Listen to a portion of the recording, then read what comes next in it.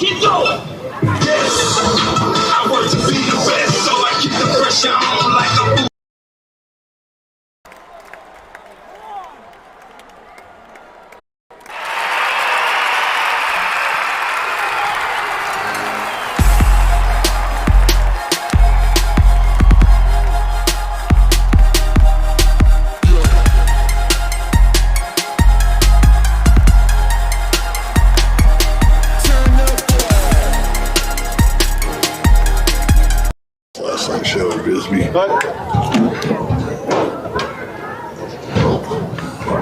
Good? Music?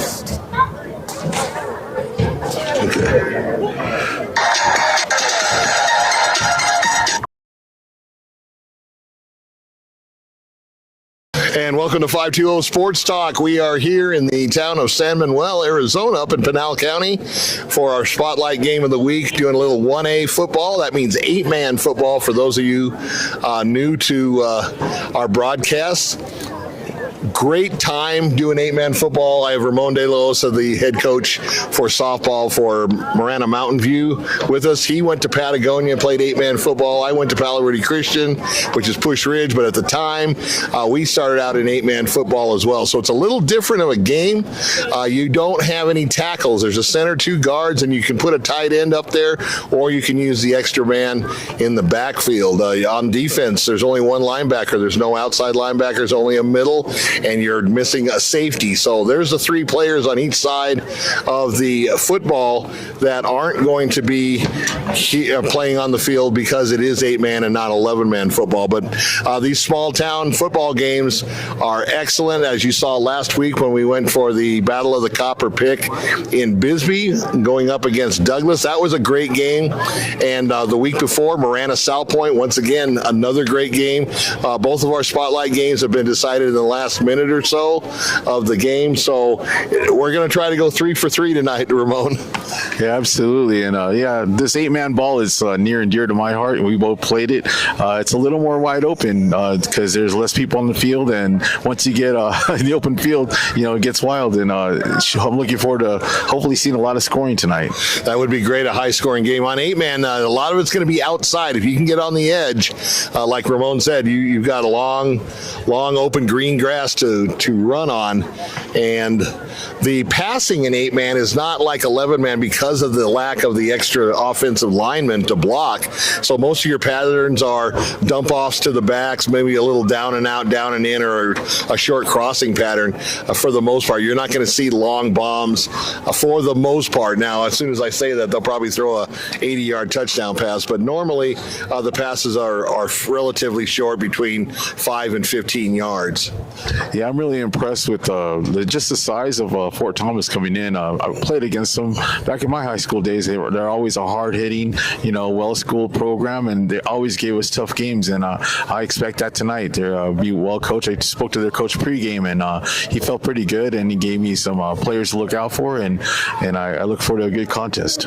I also played against Fort Thomas, and I don't, in football at least, I don't have a lot of good memories because they kicked our tails pretty much. We got them back in basketball. We were a basketball school, but Fort Thomas, like Ramon said, always well coached. The kids are always well disciplined. You're probably not going to see a lot of penalties, jumping off sides, motion penalties on the Apaches. Right now, the Apaches come in at 1-2. The Miners are 0-3, looking for that first win at home. So hopefully should be a great game, and we'll try to follow up our previous 2 games and give you a barn burner. We appreciate your recognition. I'll look forward for a lot of running plays, and like you said, if they pass, it'll be a big surprise for those long pass plays. Exactly. So we're getting ready for the national anthem, and we will pause for that. Once again, you are listening to the April Bidwell Big Realty Solutions pregame show, brought to you by April Bidwell, Big Realty Solutions, and April with Passion Real Estate. You can go to aprilbidwell.com on the website and check out what she has to offer. And she's been one of Southern Arizona's top sellers for years. Whether you're buying or selling a house, you definitely want to get a hold of her.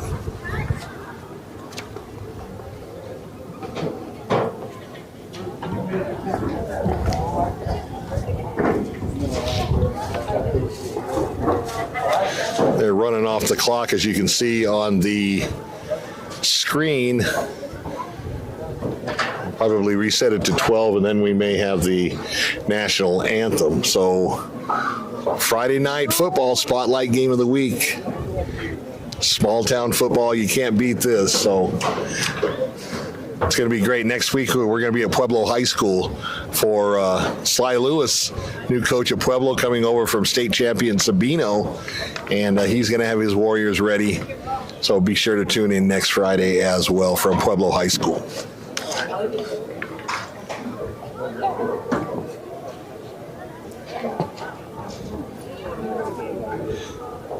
That's kind of a long trip from Fort Thomas to San Manuel. I don't know. Do you go through Safford and come in the back way, or do you go down through Tucson? Yeah, I think you could go either way. I'm not sure which way is quicker. It's probably like pick your poison, right? Whichever way is quicker. Either way, it's a long drive. Yeah, like us, when I went to Patagonia, like every game was a road game. Yeah. You know, if we had a 7 o'clock start, we're done by 9:30. By the time we get out of the locker room, 10 getting on the bus. So we wouldn't get home till 1, 2. Yeah. Sometimes 3 in the morning when we left.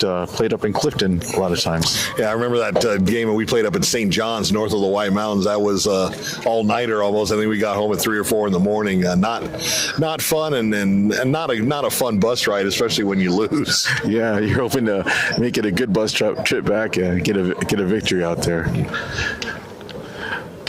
The head referee tonight, his name is Ed Meyer. He'll be wearing the white hat, so when he's making the calls on, hopefully not too many penalties, but he'll be the one making the calls tonight and letting us know what's happening there on the field. Ed's been an AIA referee for years, one of the best, and we're glad to have him tonight. So, like Ramon said, hopefully it'll be a near error-free game. There's always penalties, but if you remember back to our first week at Marana Salpointe, I mean, the Hankies came out almost every play, and it was just, I know you got to call penalties, but it really disrupts the flow of the game, especially when you have two high-powered offenses like we did with no-huddle Marana and high-powered offense like Salpointe. So hopefully tonight, all the guys, this is the 4th game, so they shouldn't be any opening game jitters, and they settle down and fire off the ball at the appropriate time.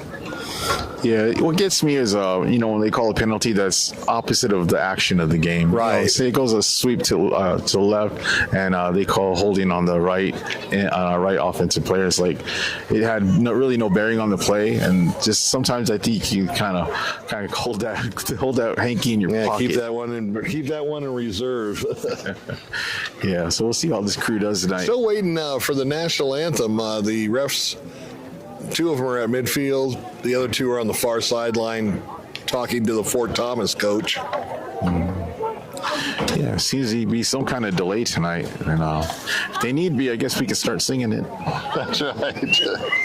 Tommy, they need you down there. Maybe Tommy's going to sing it. I don't know. Maybe it's Tommy Two-Tone, and we'll get a concert. There we go. Yeah. Head coach for the Apaches is Enrique Aguilar. The head coach for the San Manuel Miners is Ernie Ivy. And here come, that's what they're waiting for. They're waiting for the Miners to come out. Oh, man, keeping us waiting. And here's your mighty, mighty Miners! As the San Manuel Miners take the field. Coming in 0-3, they'd like nothing better than to erase that goose egg off the win column and get their first win of the season here in front of the home folks.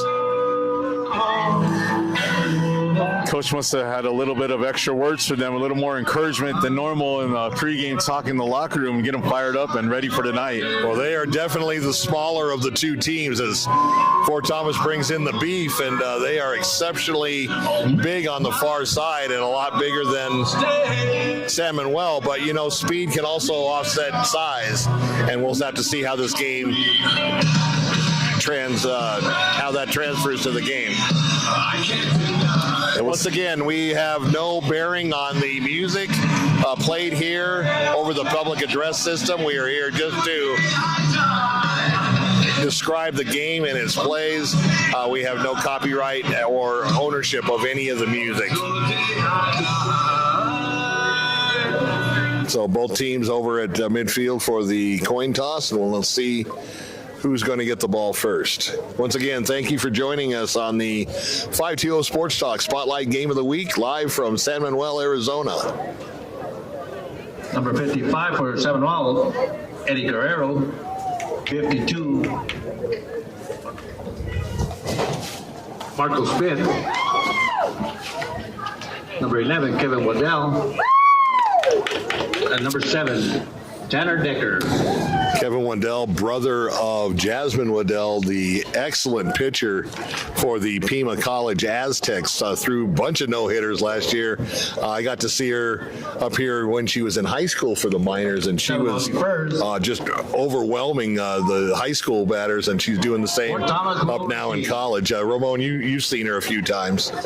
Yes, Samuel has a storied history of softball here. I have total respect for the program that they have here.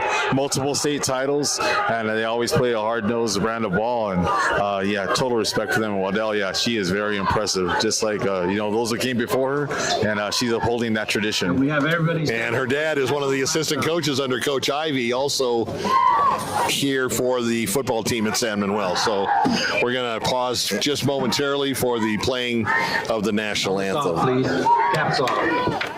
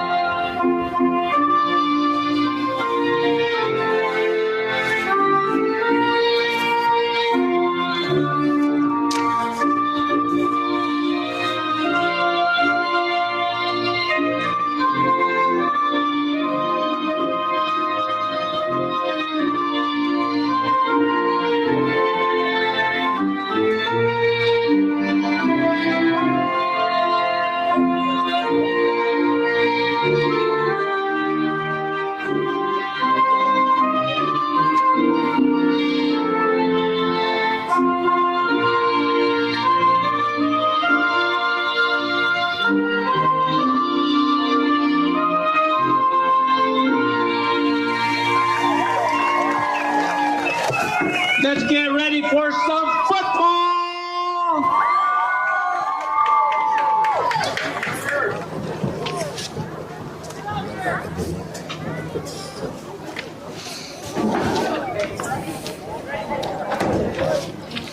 So Fort Thomas will get the ball first. San Manuel did win the coin toss and deferred to the second half, so we'll get the Apaches the first shot at the line of scrimmage here on our Spotlight Game of the Week.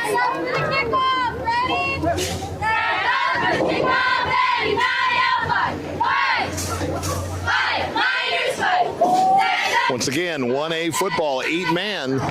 You're not seeing where's the other guys, but it's 8-man football. It's going to be a lot of fun, and we're getting ready to kick it off on Friday night in beautiful San Manuel. Low kick to one of the up man, about the 35, spins around, and he tackled immediately about the 36, 37. We'll see where they mark it. Pick up about 2. So just a 2-yard run back, but a short kick. And Fort Thomas will have pretty good field position. And they're going to place it right at the 35-yard line. So Apache's on offense first. On their own 35.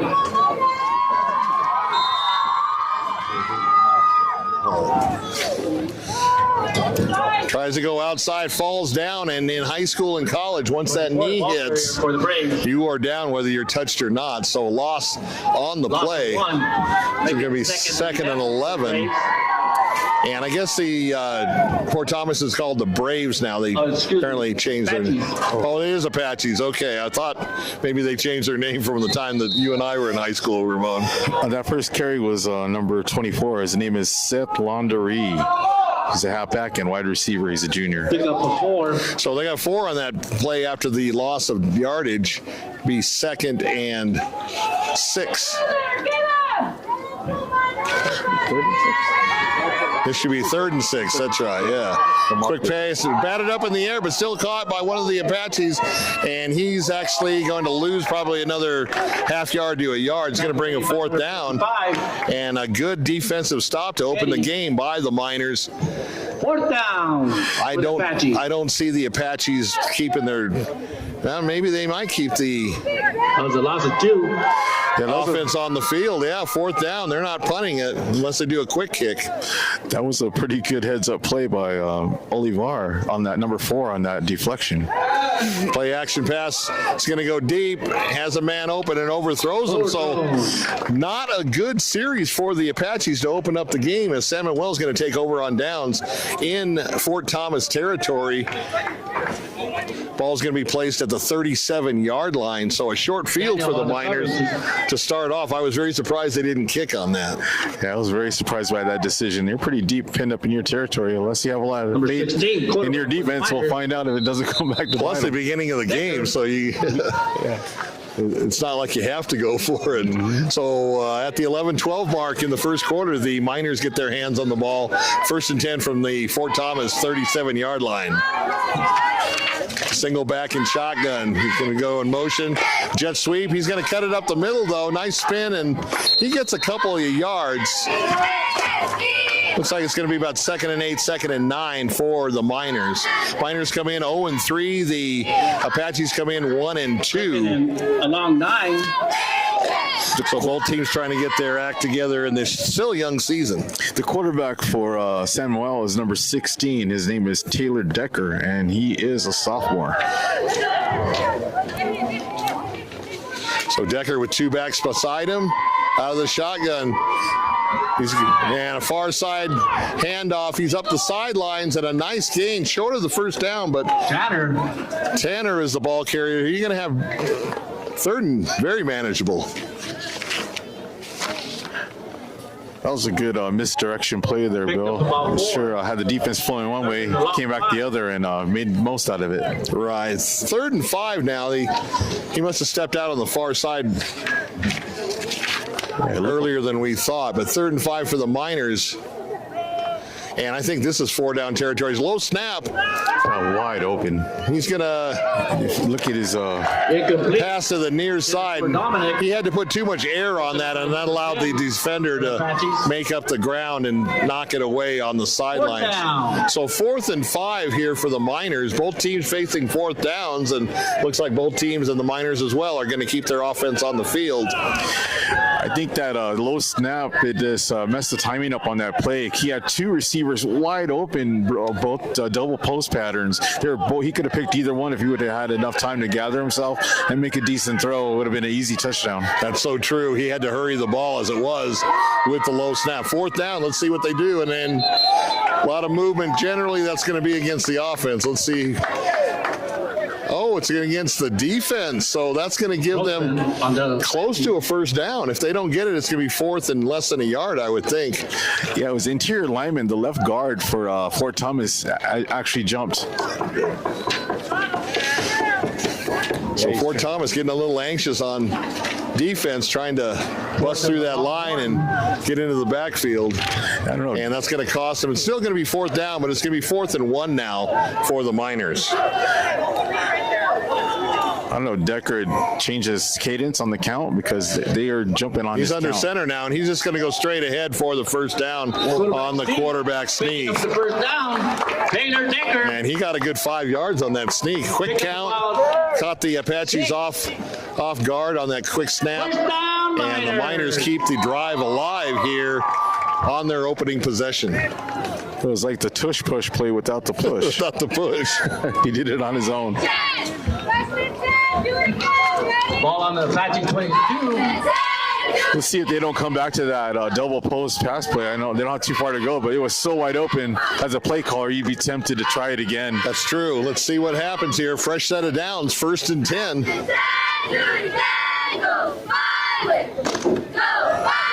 Little misdirection play, pops it onto the outside. Now cuts it inside a little bit, stretches it forward as far as he can. He's going to be about the 16-yard line where the ball was. Let's see if they mark it where his knee was. It'd be about the 17. So 5 yards on first down. You can't not be happy about that. It's the same play they ran to the opposite side of the field. They just ran it to the short side, and they're doing pretty well. Like you said, 5 yards at a clip. Take it. 5 yards on a cloud first of dust. down, yeah. 5 yards on a cloud of dust. So second and 5 for the Miners. And as we told you in the pregame, a lot of stuff going outside, a lot of stuff going wide.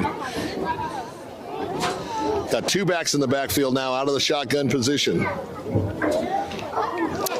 Little counter play, and the Apaches are ready for that one. It's going to be a loss of about a yard and a half, maybe 2, back to the 20-yard line, and that's going to bring up third down and about a long 7.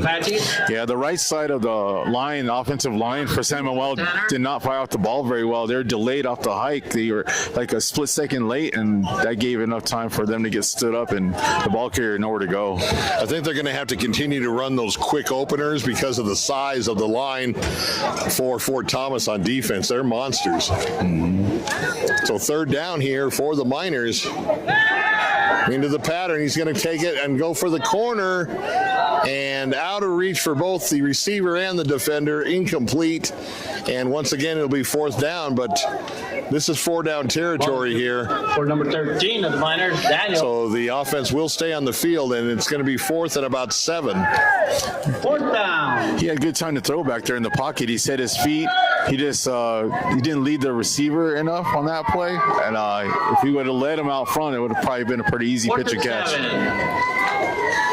One thing about these small schools, and it's not anything bad, but it's just a lot of times their quarterbacks don't have the arm strength of 3, 4, 5, 6, 8 quarterbacks that play with 11 men.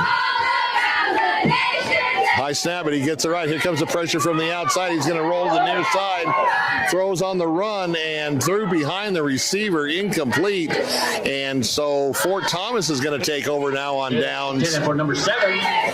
So both teams had fourth down opportunities, 2 for San Manuel, 1 for Fort Thomas. Neither team was able to get their fourth down. Well, the fourth down that San Manuel got, they got the first one, didn't get the second one, and Fort Thomas went out on their initial drive of the game, 4 and out. So back on offense are the Apaches. That last pass was intended for little swing pass to the outside. He's going to try to cut it up, but San Manuel with a host of defenders are going to meet him and get just about a yard gain, it looks like. Brought down by the Miners. That San Manuel defense is swarming. Yeah, like bees. Good game tackling right there. So they're going to give him that extra yard. 2 yards, 2nd and 8. 7:24 left on the clock here in the opening period. He's going to roll the far side. Had a man open and Broken up. A nice defensive play by San Manuel. Broken up by number 0, Brody. That was Brody on the defense for the Miners. Was this like a Dodger crowd, Ramon? They're coming in late, halfway done with the first quarter, and that was Brody Fletcher. Brody Fletcher on that. Brody Fletcher, okay. Beautiful night for football. He's under pressure, gets away, and he's going to get caught from behind. Brought down by number 4, Dominic. So San Manuel gets the quarterback from behind. Yeah, that's Dominic Rodriguez, the senior there with a big pass rush. So we're back to a fourth and about 10 and a half, 11 yards for the Apaches. Once again, they're going to go on fourth down. I don't understand this unless they don't have a punter, which would seem odd. But nevertheless, fourth down, the flags come in before the snap. Oh, an unsportsmanlike conduct call on San Manuel. You don't want that when it's 4th and 11. That's going to give them an automatic first down. That's a terrible play by the San Manuel defense.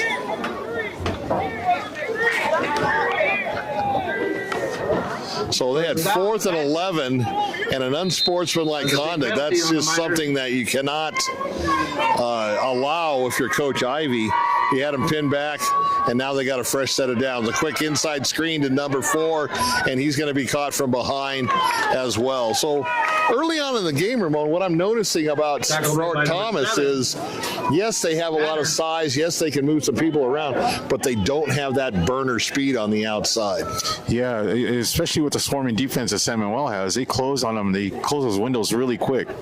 So a loss of 1, 2nd and 11. And here's a quick delayed handoff to the near side, and he's going to pick up about 3 yards. Tackled by 13 and 22, Martinez Najera.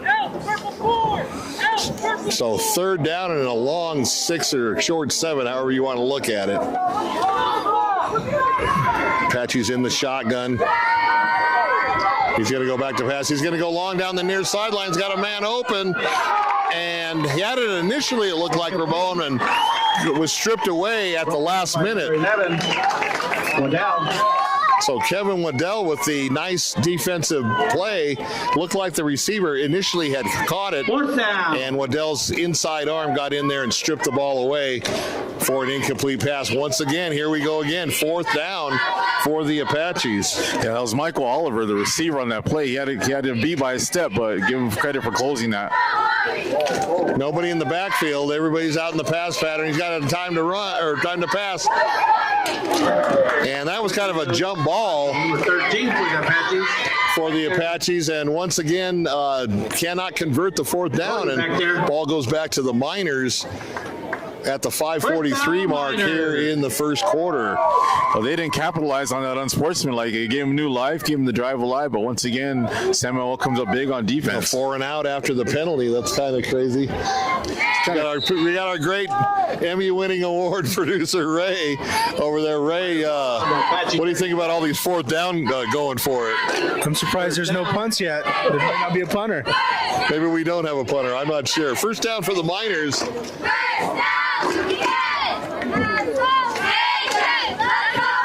Everybody out in the pattern, and he's going to get flushed out of the pocket, coming to the near side. He's got some room to run. Nice block on the outside by the receiver. Cuts it up the middle. Now he's going to the far side. Ooh. Oh, and he got popped. The ball comes out. No flag. The Taylor, the quarterback. San Manuel coaches thought maybe it was a helmet to helmet, but just a good hard football hit on that play. Yeah, that looked pretty close to targeting. He really led with that helmet. He did lead with the helmet, but he got away with it. They did not throw the flag on that. Obviously, we want to keep the kids safe. So first down for the Miners. He must have ran 45 yards to gain about 15. He looked like he got pretty tired right at the end there. Exactly. Out of the shotgun, one back in the backfield. Close snap. And a delayed handoff to the near side on the sweep. Cuts it up the middle. Still on his feet. And drives down close to the 10-yard line. It's the first time I've seen it. They called an end around on there. It's a good call. They must have seen something in that first couple drives. End around worked pretty well, the misdirection. Well, like we said before, with Fort Thomas having the definite size advantage, but they don't have the speed that the Miners do, and that's a good way to counteract size is with speed. Yeah, you stretch them out side to side, and you test their conditioning as well. So our folks at home, how do you like this 8-man football? A lot of outside action. Let's see what happens, and no punts. First and 10, right up the middle, and he's met right at the line of scrimmage by the big defensive line for the Apaches. Yeah, it's tough sledding up the middle. I mean, they got to do it to keep them honest, but most of their games are going to be like we talked about outside tonight. Well, if you can get past that front line, there's only one linebacker, so if you can break into that second area of the field, you should be able to pick up some yardage, but easier said than done with those big guys up front. They're pretty stout.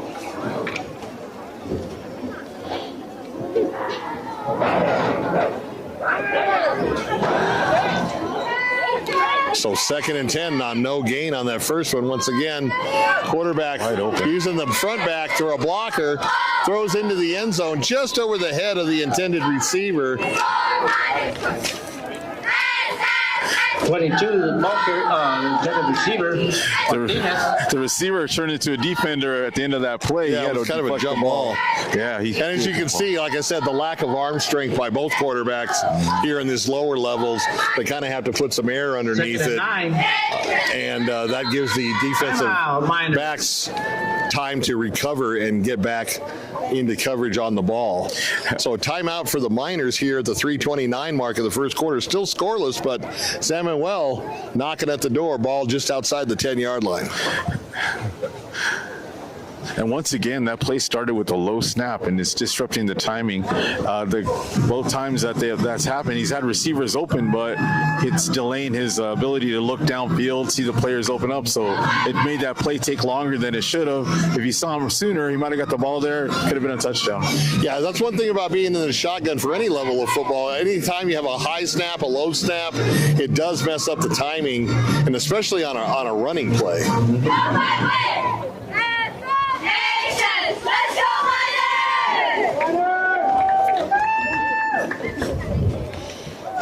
Boy, I'm liking the fall is definitely in the air up here in San Manuel. Maybe not so much down in Tucson, but it's nice. There's a breeze going on. It's very, very comfortable and just great football weather.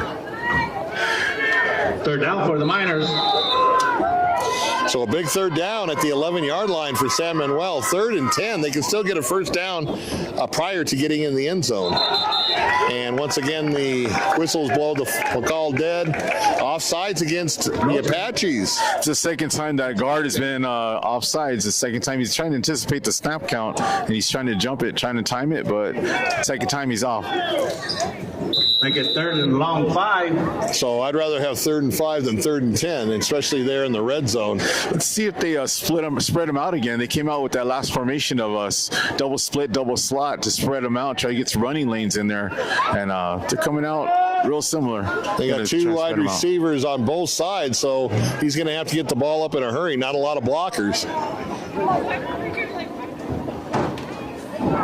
Just a flanker screen to the outside. He's going to cut it up and go into the end zone untouched for the first score, and San Manuel leads 6-0. Flag on the play. Hold on for everything. There is a hanky down on the field, and we'll see what happens. I think the touchdown's going to count. It looked like it happened after the play. It got a little chippy. Something was said, and then the hanky came out.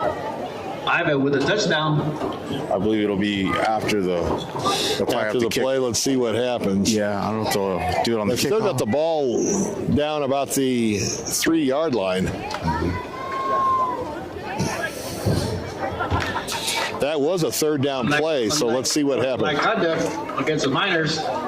Once again, the unsportsmanlike conduct. Coach Ivy's got to reel these guys in. This is the perfect chance to score.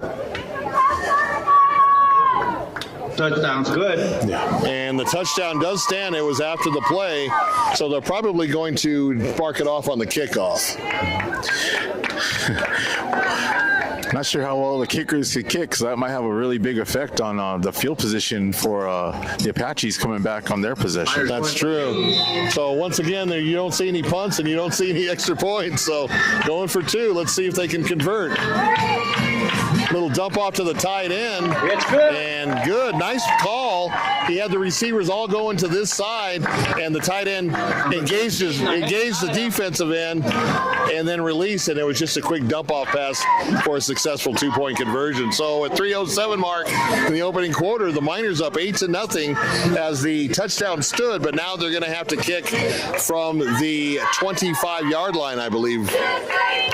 Well, the one advantage, they have the wind behind them, so see if that'll help them kick it a little further than normal, because they're going to need every bit of this boot to get them so they can back up Fort Thomas as much as possible. Yeah, they've got the return man, the deep man at about the 15-yard line. They're even moving up now. And yes, they will be kicking from the 25-yard line. And those 2 unsportsmanlike penalties, you can't have that. I mean, if you want to be aggressive, that's one thing, but when you cross that line and you hurt your team, they were fortunate that the call was after that play, or they would have taken that touchdown off the books.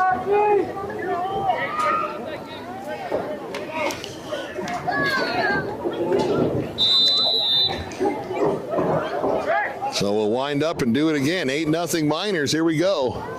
Another low kick on the ground. Onside kick, and the Miners recover it. Miner ball on the recovery. So go figure, right? Yeah, he tried to kick it. He kind of sliced it off of the tee, and it hit one of the altmen, and it deflected off of him. I don't think it was an intentional onside.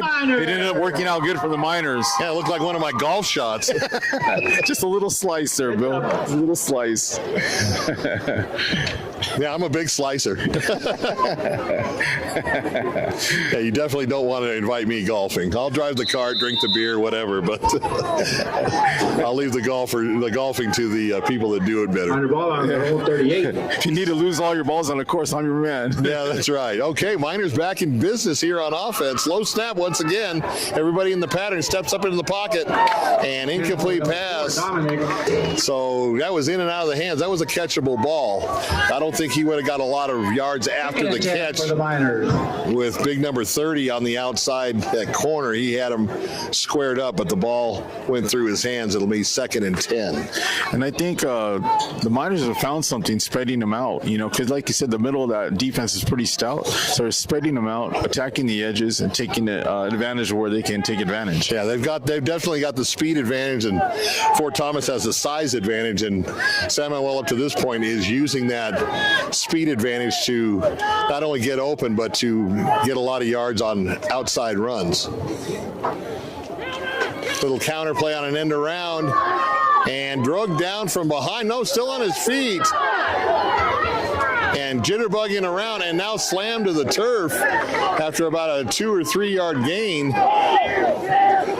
Just a big hit by the Apaches. All that running around. Dominic still picks up 4, making 3 yards. They're running horizontal for a lot of yards today. Yeah, they're going east and west instead of north and south. 3rd and 7. So 3rd and 7 for the Miners. 2:20 and counting here in the opening quarter. Well, we know this is 4-down territory. I think everything on the field is 4-down territory. So quickly up to the line, out of the shotgun. Everybody's going to be in the pass pattern. He's got time now. He's rolling to the far side. Now it's going to break down, and he's going to have to run down to the near side. Throws it. He's got a man open, and once again, in and out of the hands on a very catchable ball. Number 7, Tanner. Yeah, By San Manuel. That basically turned into a scramble drill right there. Just get open, right? It was. They had 3 receivers, which normally you don't like to have in the same area because you're bringing 3 DBs with you, or maybe a linebacker. But that was a catchable ball, and that would have been easily a 1st down.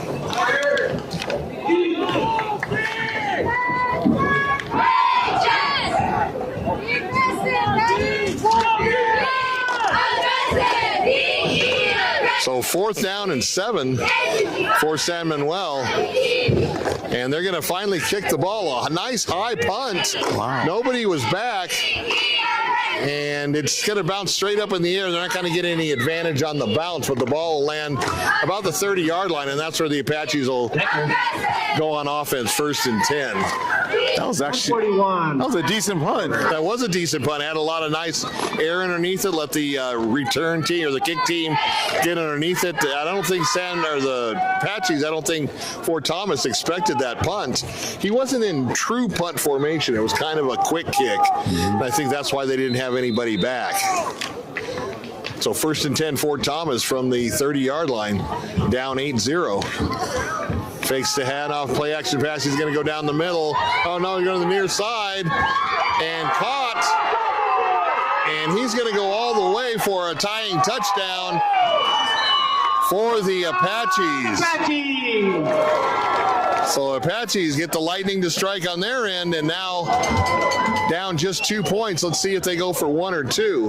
That was Cameron Kenton on the reception, number 11.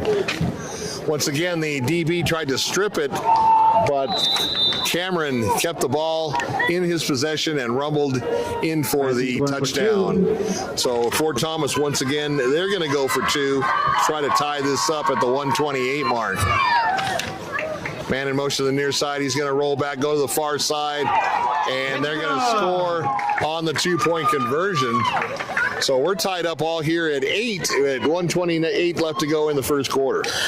Fort Thomas taking a page out of San Manuel's playbook on that series, spread them out as well, going with the double split, double slot, and they had success. So both teams now spreading each other out on the defensive side and finding lanes to get some passes in. And that's all about 8-man football because of the lack of 3 guys on both sides of the ball. You have those bigger lanes. You have that outside available. You're playing on a regulation field. I'm not sure when 8-man went to the full-size field because originally 8-man ball was played on a 40 an 80-yard field. Yeah, 40 by 80. San Manuel used to play 11-man football in the same stadium, and I think that's probably why they kept the 100-yard. And that's going to go out of bounds, so that's going to add some yardage. No return, but San Manuel's going to get the ball in pretty good field position to start this next possession. 1:25 left on the clock here in the opening period. We're all tied up at 8. And you got to think that unsportsmanlike penalty came back to bite San Manuel because they got the good field position, and so it always comes back to haunt you. Yeah, you definitely don't want those type of penalties, especially at home. Because you gave them some kind of momentum. I think they started, getting good momentum, and then that unsportsmanlike kind of made it even again. That was a nice pass and catch and run after the catch by the Apaches to tie it up.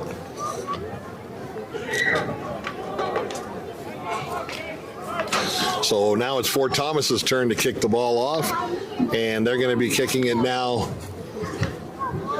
from the 35-yard line.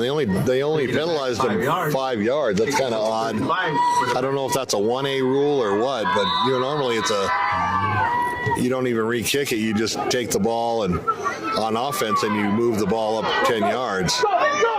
He's got the outside. He's going to get by one guy. He's turning on the Jets. Oh, tiptoeing along the sidelines and just stepped out about the 45-yard line of Fort Thomas. So once again, the Miners going to work with a short field here on offense. That was number 7, Tanner Decker. He's a junior, and a really good return. He almost took it to the house. He was tiptoeing that sideline, I'll tell you. Miners on the Apache 45. So I'm guessing Tanner and Taylor are brothers. You got a junior and senior. Taylor's the older, the quarterback, and Tanner's the younger one. He's a junior. All right, 1st and 10 from the 45-yard line of the Apaches. Here come the Miners again. Let's see if they can do. Little counter handoff to the second back, and Dominic, the ball carrier. Nice run on 1st down. That's going to give them 2nd and short. Pick up a 6. Yeah, that's Dominic. 2nd and 4 for the Miners. This is Dominic Rodriguez. He's a senior running back for San Manuel. Nice nifty running in the hole there. I don't know where they get these spots from. I thought he was going to be 2nd and 2 or something. It looks like 2nd and 5. He didn't go out of bounds, so I'm kind of questioning the spot on that last call. Well, they're having the chain gang's having trouble here. That's why this official timeout for equipment failure. Was there a flag? Looks like the ref's going to pick up the ball and go the other way. I'm not sure what's going on. No, he's just going to. It was a chain gang. Chain gang thing. Yeah. So it looks like 2nd and about 4.5, 5 yards for the Miners here. We're under a minute left to go. Clock is running. He's going to roll to the far side and cut it up. Oh, and he's met immediately by a couple of Apaches. Loss of the play. And that's going to make 3rd and about 7, it looks like. Maybe 6 for San Manuel. And I'm not sure if they're going to get another playoff before the end of the first quarter. We got 15 seconds and counting, and it appears that they're just going to stay in the huddle and just start the second half going the other way. That was a nice play by the defensive end, number 81, Josiah Bowman. He kept him contained, and went in and made the tackle. Nice job. Apaches 8, Miners 8. So that's the end of quarter number 1 with the score all tied up 8 apiece here at San Manuel. Crews for this game are referee Ed Myers, umpire Joe Verdulo, head linesman Gary Wisk, line judge Bill Alexander, back judge Frank Winger. And I believe that in 8-man football, too, I think you don't have as many refs either. Exactly. You know, besides those unsportsmanlike and then a couple offsides that were pretty blatant, I mean, it's been fairly clean besides that, right? And it's been an even game. I mean, as the score indicates, neither team is really sustained any momentum either way. A couple of big plays on both sides, and we're all tied up at 8 going into the second quarter. Thank you for watching and joining us here on the 520 Sports Talk Spotlight Game of the Week. We are in San Manuel, Arizona, just inside the Pinal County line. And it's a beautiful evening up here. San Manuel is usually, about 10 degrees cooler than Tucson up here in the mountains. And I'll tell you, it's just a pleasant night for football here in San Manuel. Yeah, it's a really nice backdrop here when the sun's out with the mountains away from the field, from the home grandstands, and it's a nice placement for a field. Third down for the Miners. So big third down here for San Manuel. They are in Apache territory. They want to keep this drive going. And a quick flip on the kind of an end around, but he's got a lot of room to run. One guy to beat, and he driven out of bounds around the 20-yard line. Nice run by Martinez. That was kind of an end around, but he cut it up right outside the guard or tackle, whatever you want to call it. There are only 3 down linemen normally in 8-round football, but got a good head of steam up and a nice run. Yeah, and they're in the red zone once again. Yeah, that was Braden Martinez, number 22. He's a senior as well, so got a lot of seniors making an impact tonight for the Miners. Miners on the move again, want to get their team off that tie score, and they have a first down and 10 from the 20-yard line of Fort Thomas.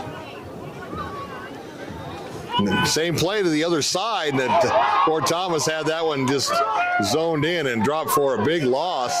Oh, it looks like there was a fumble on the play. A fumble, okay. Well, that was a long way for the fumble to go from where he got tackled over on the far side of the field, but fortunately San Manuel recovered it, but a loss of 4 on the play is going to make it second and about 14 or 15 for the Miners.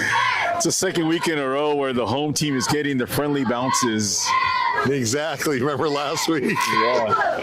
That was a great game down in Bisbee for the pick between the Bulldogs and the Pumas. So second and 14 now for the Miners. Trying to get some of that lost yardage back on this play. Make it third and manageable. Quick pass to the flat on the near side. He's headed up the field.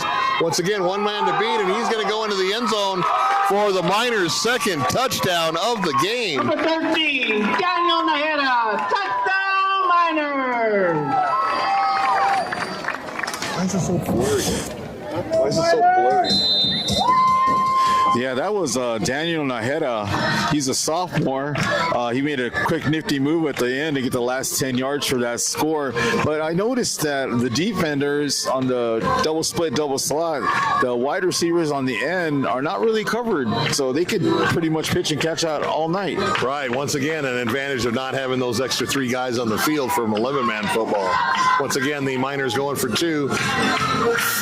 And he faked going in motion, then turned around the other way. He's trying to get in the end zone and stop just short. So the score with 10:28 left to go in the first half is the San Manuel Miners 14, the Fort Thomas Apaches 8.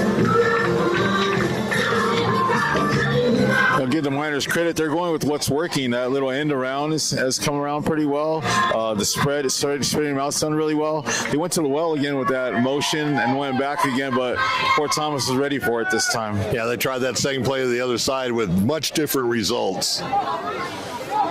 So we want to thank our sponsors, game time sponsors. As you heard on the pregame show, April Bidwell from Big Realty Solutions and April with Passion Real Estate. Coming up at halftime, we're going to have I believe the CMS Mortgage, the Mortgage Lady halftime report. And also our third sponsor, Tucson Racket and Fitness Club, right there at 4001 North Country Club. They are offering a free month of membership. Call the club for details. Once again, another squibber on the ground. And this time, Fort Thomas made sure to cover it up. But they're going to have a good field position about the 34-yard line. Yeah, that was plenty of time. That was a good job by Trace and Mole, who recovered it there for Fort Thomas. Very smart. Just landed on the ball, put his offense on the field, didn't try and do too much, or did try to play hero ball. On their own 34. Yeah, big guy. I'm sure he's not going to used to running with the ball either. So he misses 5 seconds of glory. Exactly. So Fort Thomas back in the shotgun, one back, hands it on. No, play action fake. He's going to go over to the outside and just out of the reach of the intended receiver, number 11. The Miners only rushed 2 there. Everybody's back in coverage. And only one of the rushers really made an effort. So he has all day long. He didn't have to rush that throw. So if they continue to just drop everybody back and rush 2, he could take his time and find a spot. Once again, they got 2 defensive ends up on there rushing 2. They're dropping everybody back in the pattern. Long pass down the middle, and it's almost intercepted. And actually, like Ramon said on the previous possession, the receiver actually turned into a defensive back to knock the ball away and prevent the interception by the Miners. Yeah, J.J. Fletcher was right there with really good blanket coverage on him. He went stride for stride with them, which is really good to hold up for that long of a defensive play. You got closed captioning on? You got closed captioning. Brought down by number 4, Dominic, for a loss. The Miners said enough of that, and they brought a blitzer in, and he got through the line, and that was a good time to call a blitz. That certainly was on 3rd down. Now it's 4th down and about 13 or maybe 14. And once again, no punting. No punting. No punting. Michael Olivar on that safety blitz on that last play. Once again, the Miners in kind of an odd defensive formation. 2 men rushing. Everybody else going to go back into the pattern. You know this is going to be a pass play. Oh, no, they're going to quick kick it. And once again, nobody back, just like it was for San Manuel. But this time, Fort Thomas gets a very fortuitous bounce. And the ball rolls all the way inside the 20, and that's where the Miners will take over 1st and 10. So another quick kick on the punt, but they had the good roll. They probably rolled, 20, 25 yards? That took a really good Fort Thomas bounce for sure. So I'm really intrigued on this punting. They don't seem to want to punt, but on a 4th and 14, I mean, I'm thinking, what are you thinking going for it when the other side is, if you don't make it, you're giving them once again a short field. And San Manuel has scored both their touchdowns on short field possessions. And both punters have done a good job. Yeah, both punters got really good kicks off.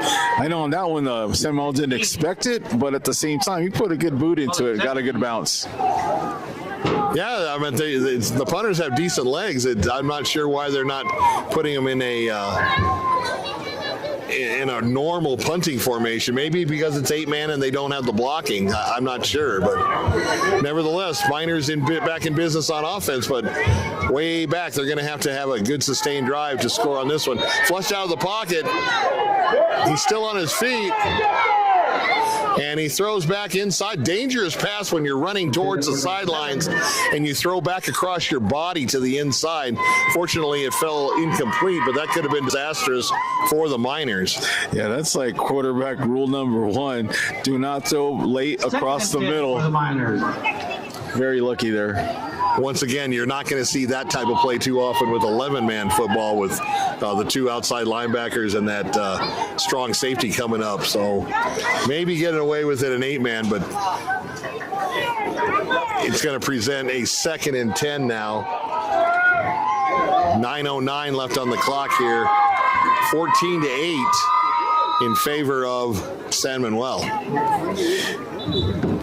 And Looks like a timeout for the Apaches. They want to talk it over. I think their defense is a little bit off balance on some of that counter play and that offside play, and they probably want to just get tightened up on that. Yeah, and then the wide receivers on both ends are the defense is giving them a huge cushion, so they could just do a quick Make some noise with the quick pass to them, and they could get 5 or 10 yards at a clip if they wanted to. So they're probably going to tighten up that pass defense. So it's been an interesting game so far. Close game. I mean, it's 14-8. You can't complain about that. Some interesting plays going on fourth down almost every time. Now, there have been 2 quick punts by both teams. But other than that, they were going fourth down. Everything's 4-down territory here at San Manuel tonight for both teams.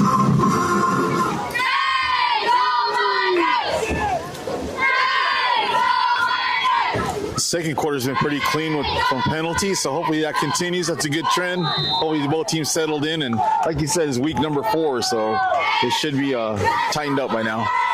So under center now, San Manuel. And quick pitch to the outside. He's going to cut it up, and he'll gain a couple of hard, tough yards. But the big line from Fort Thomas waiting there for him. Let's see where they mark the ball.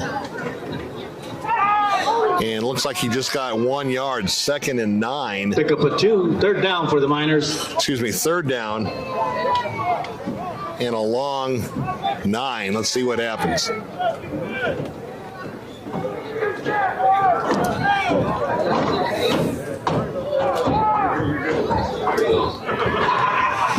Fort Thomas in a 3-man line, and they do have their end kind of flexed out to the near side, and it's kind of a delayed rush, and they're going to be all over that play as San Manuel brought down to near the 15-yard line, and it's going to be 3rd down.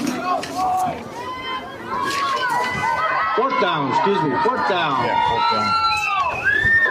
So 4th and about 12 on that loss of yardage play by the Miners. And I believe they're going to kick once again. A high short kick. And San Manuel can't buy the break on the bounce. 2 of them bounced straight up in the air. They didn't get an advantage. They didn't get a disadvantage. Just the ball bounced straight up for where he hit the turf. And the Apache's turn to have a short field now. And the ball is going to be about the 32-yard line, 33-yard line. 1st and 10 for Fort Thomas. Having some good adjustments made by the Fort Thomas defense. I think that timeout paid off, and they got adjusted and made a good stop there in that series. Exactly. One good time to call that timeout. 7:41 left to go till halftime. Fort Thomas back to pass again over the middle. They got the man open, and he just dropped it. He tried to run before he caught the ball. How many times do you see that from youth football, even sometimes in college and the pros, trying to run before you secure that ball, and it's going to be 2nd and 10. And as we told you in the pregame, you see most of the passes are relatively short just because of the lack of blockers on the front line. Once again, back in the pass pattern, he's going to go to the far side, and this one is complete on the far side for about 5 yards. Going to be 3rd and 5 for the Apaches. I'm not sure how long the Miners are going to stick with this, the defense with just rushing 2, because he's going to sit back there and just eventually start picking them apart if they don't bring any real pressure. Yeah, it's really hard to cover a receiver more than 3 or 4 seconds. And as the ball was snapped, the flags came out, the whistles blew. False start against the offense. And that's going to back up the Apaches 5 yards on the false start. Backing them up 5 yards. So they had a 3rd and manageable, and now they're going to have about a 3rd and 8. Self-inflicted wounds, those ones will come to bite you, you know. Short field, and especially on the short field, exactly. Great point.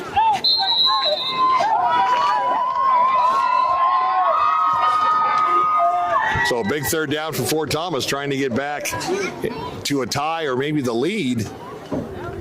Back in the pass pattern. Here comes the rush, and he's got a man wide open on the sidelines. It's good. And touchdown, Fort Thomas Apaches on just a fly pattern to the far side. It was just a matter of time, Bill. Just a matter of time. Samuel did send the blitz, but he came in from the opposite side of where the quarterback was looking, so there was no really any pressure in his face. Had a nice clean pocket and made a good throw. Yeah, he made him pay on that one. I'm not sure, like you said, how long San Manuel's going to play with those 2 down linemen rushing, because he had plenty of time to throw it. Now it is tied because San Manuel missed the last 2 points. Here's Fort Thomas on their 2-point conversion, sending the big guy in. And he scores on the 2-point conversion, and the Apaches up 16-14 at the 7-minute mark here in the second quarter. Just trying to pick up the number. I couldn't get the number, Bill. For the big fullback. You think that might have been a lineman? Yeah. Kind of a refrigerator Perry play or something. Yeah, man, he was a load, man. He just kept turning those legs and forced his way in. You got those big linemen for Fort Thomas that are well over probably 220, 230, and you got a player on San Manuel. It's about $165 trying to bring him down.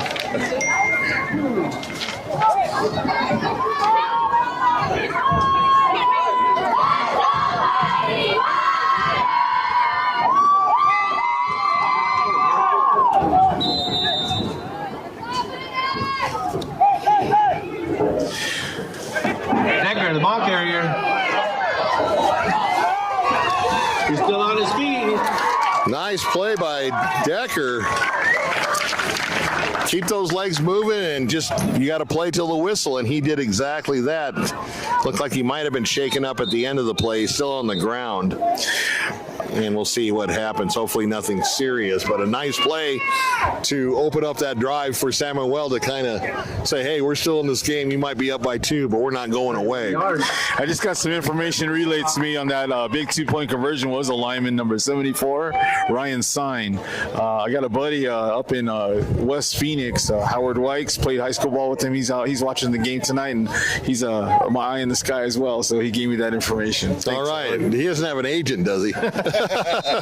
Thank you, sir. Appreciate it. Yeah, I thought it was a lineman. That was a big load on that 2-point conversion, and he just bowled his way over into the end zone to put the Apaches up by 2. 6:52 left to go here in the first half. First and 10 for the Miners. On the 44. And once again in Apache territory. Low snap again, and quick handoff up the middle, and not much there as that once again that big Fort Thomas line there to meet him. Got 1 yard, 2nd and 9.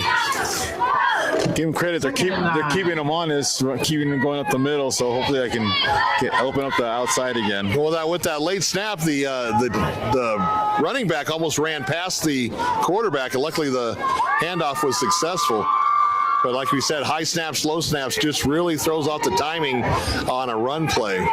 Now empty backfield in shotgun. Got a guy over the middle, caught for a first down. And are they saying incomplete? Complete. This is the time you need an instant replay. Yeah, it looked pretty good from up I here. thought it was a good catch, but I'm not sure what the officials saw down there on the field. We're up top of the press box here in San Manuel. Nice breeze, too. I mean, if you caught the flag at the national anthem, it's 2nd and 9. it was blowing at a pretty good clip. We'll see if there's not a lot of field goal attempts so far, so I'm not sure. Maybe that it did affect the punts as well, though. Yeah. So big 3rd and 9 here for the Miners, trying to keep the drive alive. Empty backfield once again. He's going to roll to the far side and throw. He's got a man open and caught for the first down. Nice catch for the Miners to keep the drive going. Martinez was the receiver. Quick hurry-up offense. Clock running, just under 6 minutes left to go. Trying to keep the Apaches off balance with their big line. And they quickly call a timeout. Good move by Fort Thomas because San Manuel was ready to snap the ball and Fort Thomas was nowhere ready to defend that play. So great heads up by the Apache coach to call that timeout. They've got one left in the half. I think Fort Thomas getting a little winded too. So that was more like a timeout. He said to catcher get their wind back a little bit, and that was, like you said, a smart play by San Manuel to push the tempo on them. Yeah, I think it would be smart for the Miner offense to maybe do a little bit more of that no huddle offense and try to keep those big guys huffing and puffing. Yeah, on that last play where the quarterback was looking downfield, he had a wide open lane. He could have ran for that first down as well. Another nice thing about 8-man football. A lot of lanes. A lot of lanes, yes. It's kind of like the new players that are playing 7-on-7 in the off season. You know how big the pass lanes are, and basically this is a 7-on-7 game with an extra guy. First down, Miners. So 1st and 10 for San Manuel. Plenty of time on the clock. Back to pass again. Here comes the rush from the far side. He evades it, and he's going to get thrown down like a rag doll at the 40. You've got to be able to throw that ball away. By number 81. And that's going to create all kinds of problems now for the Miner offense. 9 yards. That's the second big sack by Josiah Bowman, number 81. Coach told me to look out for him this game, and he was right. He's making an impact. Exactly. 3rd and 20, or excuse, yeah, 3rd and 20 for San Manuel, all the way back to the 40-yard line. The split in the slot on the left side of the formation, the slot is clearing out the defender, and the split is wide open. They could take that all day long. I don't know what the quarterback's looking to the near side. A little bit of pressure. He's going to throw it over the middle. Caught, but well short of the first down. In fact, doesn't even get back to the original line of scrimmage. And let's see what the Miners do now. They've got a 4th down, but it's going to be 4th and about 14. Only picked up about 6 yards on that pass play. Dominic picked up 6. See if they pin them deep or if they try and pick it up. 14 for the Miners. They need one of those Fort Thomas punt bounces that just go straight up in the air. Yeah. I don't know if they're going to kick it, but this is a awfully difficult scenario to convert on 4th and 14. Looks like they're going for it. Most of the plays, other than the touchdowns, all the action has pretty much been in the middle of the field.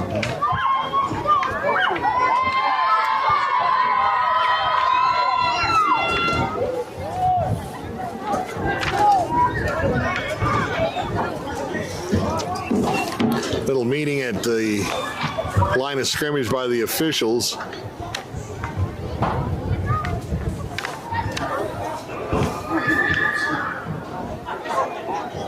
(16-14) if you joined us late. And if that seems odd, 8-man football in 1A, generally they go for 2 points on every touchdown, and that's where we stand at 16-14. 3rd down for the In Miners. favor of the visiting Fort Thomas Apaches. That's 3rd down? I thought it was 4th down, but it's 3rd down. He's going to roll to the far side. He's got a man open downfield, but it's going to be picked. Oh, he dropped the ball. An easy pickoff for Fort Thomas and just couldn't corral that ball in. And it's going to be a holding call anyways against the Miners. So, you know, if I'm Fort Thomas, I'm thinking about declining that penalty and making it 4th and 14. Let's see what they do. That's an interesting decision to see, like you said, Bill, which way they go on this. I mean, if they take the penalty, it's going to be 3rd and from Kearney to the first down. 3rd and a quarter mile. Yeah. Oh, my God. 3rd And and it looks like they are going to take the penalty. Which I guess in retrospect is smart, because if they don't convert this 4th down or they don't kick it, that's going to give you another 10 yards to your advantage when the ball gets turned over on downs, if that happens. So it is 3rd down, though. So the ball, because they took the penalty, the down stays the same, and we'll replay it and wind it up again. Empty backfield, 2 receivers out to both sides. See how that split receiver is uncovered? There it is. It's been there all night. Flanker screen to the outside. Let's see if he turns on the Jets, and he does. been One there man to beat, and there he goes to the house. Touchdown, Miners! It's been there all Go figure that one out. It's been there all night. It's been there all night. And I was waiting for them to pull the trigger on it, and they finally did. So once again, Lightning, this time in form of the San Manuel Miners. They didn't set up for that one. That was a great play, and he turned on the Jets to complete the 40-yard touchdown pass. Miners going for 2. And now 20-16 in favor of San Manuel. And once again, they're going to line up for 2 points. 4-point lead would make it 6 points if they're successful. And just a quick outplay to the 2-point conversion. inside receiver, and he not only caught the touchdown, but he caught the 2-point conversion to make the score San Manuel 22 and Fort Thomas 16. Still 3:43 left to go in the half. That's Dominic Rodriguez. We can call him Dominic the Jet Rodriguez after that play. He turned on the afterburners. He was gone. And like you mentioned from the top of the show, Bill, San Manuel with a decisive speed advantage tonight, and definitely taking advantage of getting their people out in space. Exactly. And then the outside, like we said, 8-man football is all about the outside. So you can catch it in space on the edge, and you usually got a lot of real estate you can rumble down the field. So 22-16 here in San Manuel, and still plenty of time. 3:43 left on the clock. The way these offenses have worked with the Thunder and Lightning plays, and we'll see if the Apaches can counter. Yeah, the Apaches made the defensive adjustment on their defensive left side, but yet had not made that adjustment on the defensive right side, leaving that split wide open. And like I said, the coaches had that play, and they're just waiting for the right time. And I guess 3rd and a mile is a good time to call it. Yeah, some of these play calls on these 3rd and long, 4th and longs are kind of head scratchers, but a couple times tonight they've worked, and the Miners up. Looks like we got a little critter crawling around out there.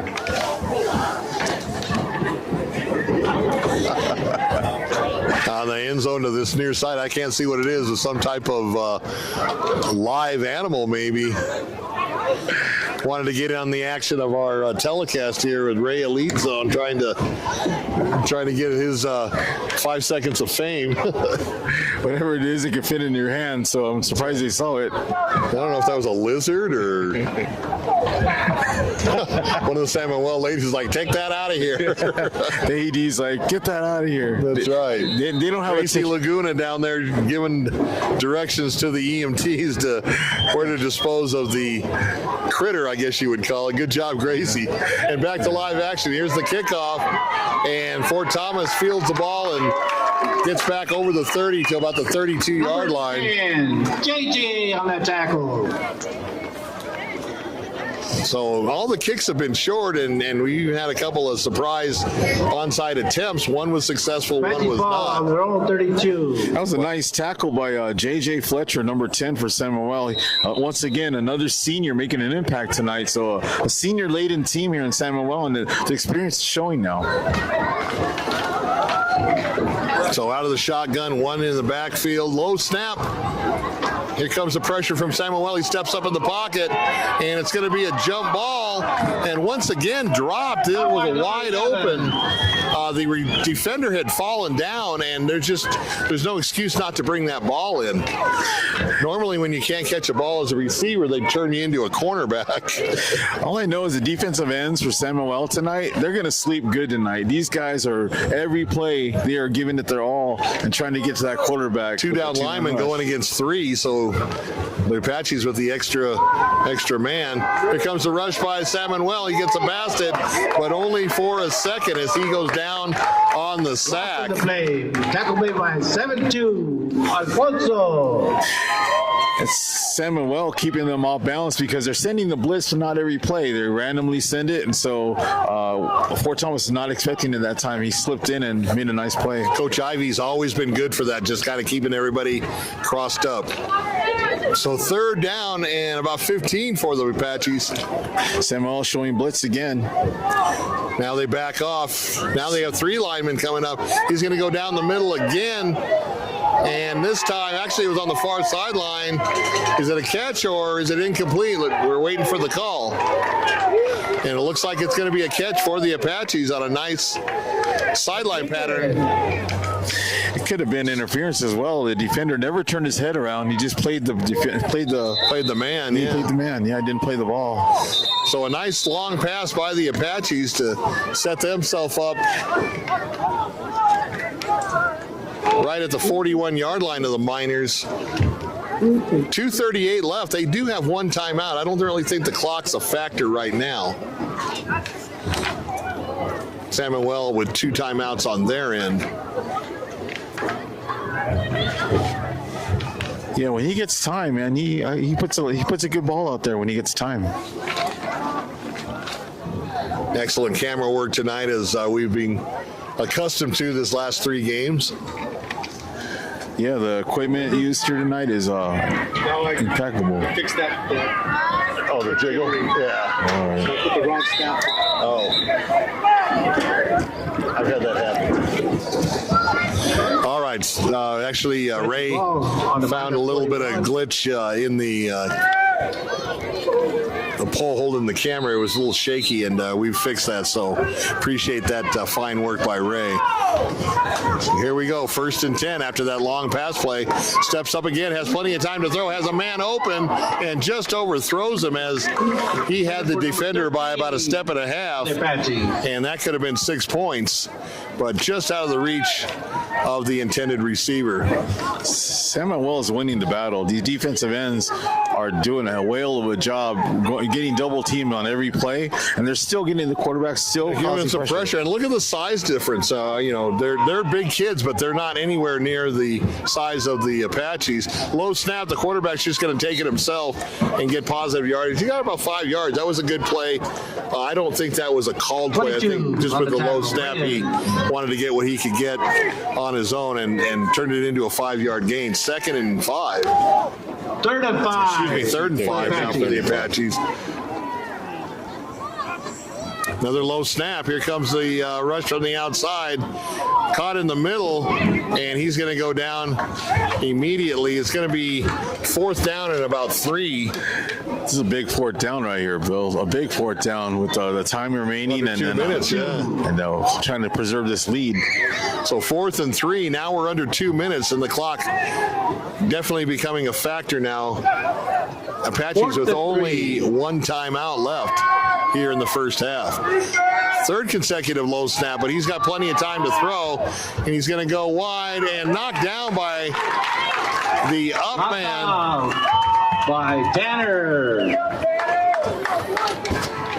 It's Tanner Decker. Tanner Decker again with it looked like he was beat on the pattern, but the throw was underthrown, and he was able enough to climb the ladder and on the clock for half.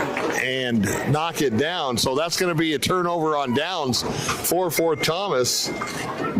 With $1:31 left to go here in the first half. Let's see if the Miners play conservative or if they're going to try to get some points on the board going into the locker room.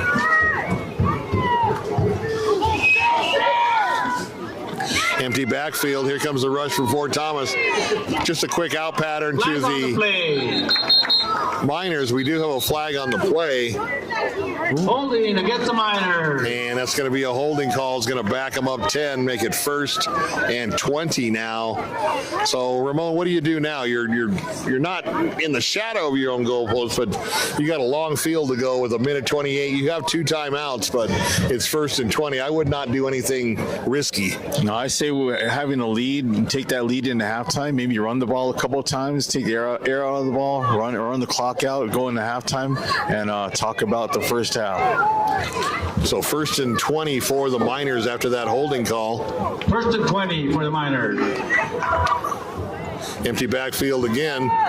4 guys in the pattern. He's going to roll the far side, throw it downfield, and almost intercepted and then almost caught. Tanner. So Decker could have caught that after the initial tip by the defensive back, but the ball fell to the ground incomplete, and we're looking at 3rd and 20 now. The incompletion 20 for the Miners. stops the clock, so you're giving the opportunity for Fort Thomas to get the ball back with some time on the clock and with them opportunity to score. That's a good point. They do have one timeout left, so that could come into play. Yeah, I take. How is it 2nd down still? Because of the penalty. Yeah, but I thought that penalty was on 2nd down. And down goes the ball. It's a fumble. And Fumble. fortunately recovered by the Miners, but another big loss, and they're going backwards. The referee signaling for the clock to run, but the clock operator. There we go. Now it's running. Yeah, there you go. Now, if you're Fort Thomas, I don't know. I might use my timeout here because you know that San Manuel's going to take the clock all the way down. And there we go. That was a home field disadvantage. The referee had signaled for the clock to run, so I'm not sure if they're keeping official time on the field, if they'll match it with the timekeeper on the field. But it was literally like 10 seconds. Should have ran off. Yeah, it should have been about 44 seconds left in the first half. That's a great observation. Fort Thomas, as I did say, called their timeout to stop the clock. Now they have no timeout, so you're going to probably work the sidelines, maybe get a pass in the middle and hurry up to the line of scrimmage for a quick snap on their end. Let's see what coach draws up on the far side. I'm a little conservative. I'd take 2 knees here and go into halftime, but evidently San Manuel is very aggressive, and they're not, going by the book. They're definitely trying to press and trying to make something out of nothing here to end the half. So ball's on about the 13-yard line for the Miners. And 3rd and a mile here. Let's see if the Apaches bring the house. Now just 2 rushing. Quick pitch to the outside on a pitch and catch. It looks like we're going to have a hold on the play for the Miners. That's going to negate the completion and Holding against the Miners.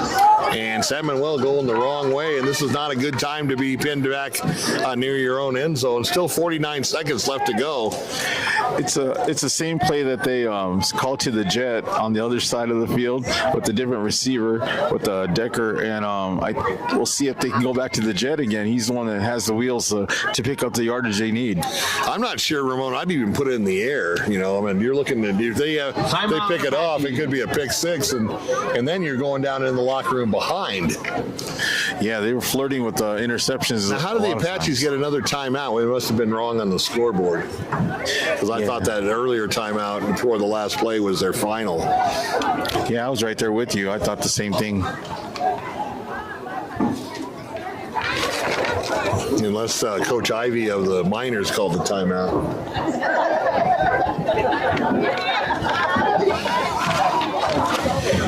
Yeah, they're definitely aggressive play calling here, even backed up in your side with this little time, and they're risking throws over the middle. Yeah, exactly, over the middle. I mean, at least the sideline pattern, if you throw it where only the receiver can catch it and if it's incomplete, it's out of bounds. But those ones over the middle, you get a tip, you get the middle linebacker dropping back into a deep zone, down for the Miners. and you get a pickoff. At worst case scenario, you're in the red zone and you've got at least time for a few plays.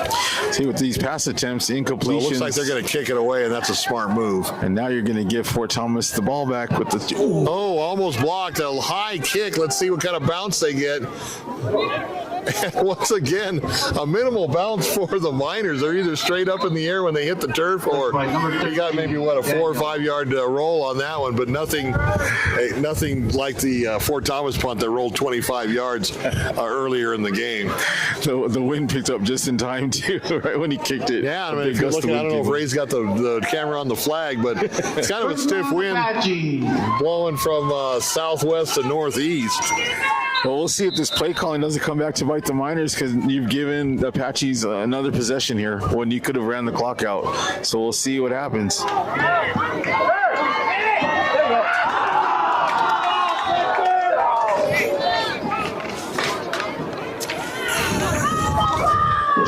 So dropped pass on that one. There's A dropped interception. play number 1. Yeah, dropped interception. 41 seconds. I've never seen so many drop balls in a football game in the first half. I mean, offensively and defensively. So 2nd and 10 for the Apaches. Here comes the rush. He's going to step up in the pocket, go deep. And this time it is intercepted by the Miners. Back over the 20, still on his feet, caught from behind. Brought down by number 11. Right around the 40-yard line. On Now, the interception. 28 and a half seconds, 20.5 seconds left on the clock before halftime. Yeah, he was just playing center field out there. He was deep safety, nothing behind him. Who was And that he read the interception? ball. Daniel somebody. He's coming off the field now. He's trying to get his number. 28.5 seconds left in the half. 22. I'll double check the number.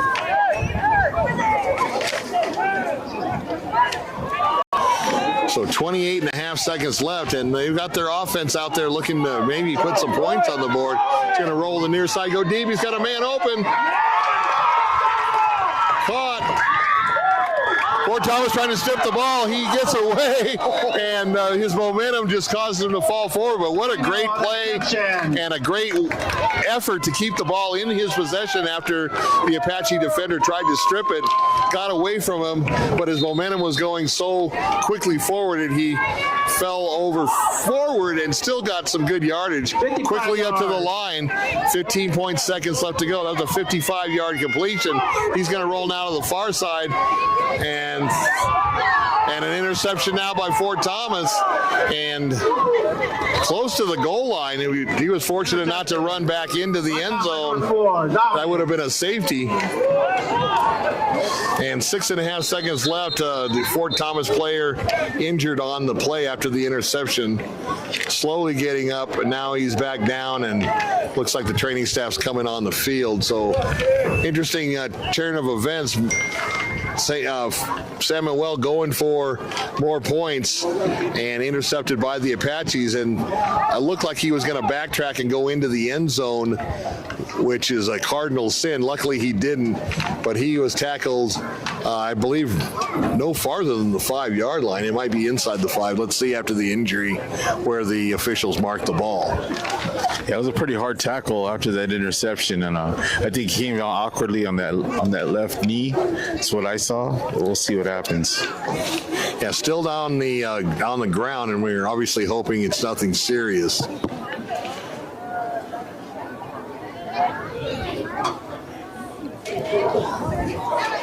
So a crazy first half here, and we'd expected nothing less for 8-man football, especially with both of us having played 8-man football. And it's always a fun time coming up here in the Copper Corridor in San Manuel, Arizona. Yeah, once again, that like Friday Night Lights in a small town. The whole town of San Manuel is here. Got the stands are looking pretty full. Like you said, it was a late arriving crowd tonight, but they did get here. They were at the Dodger game.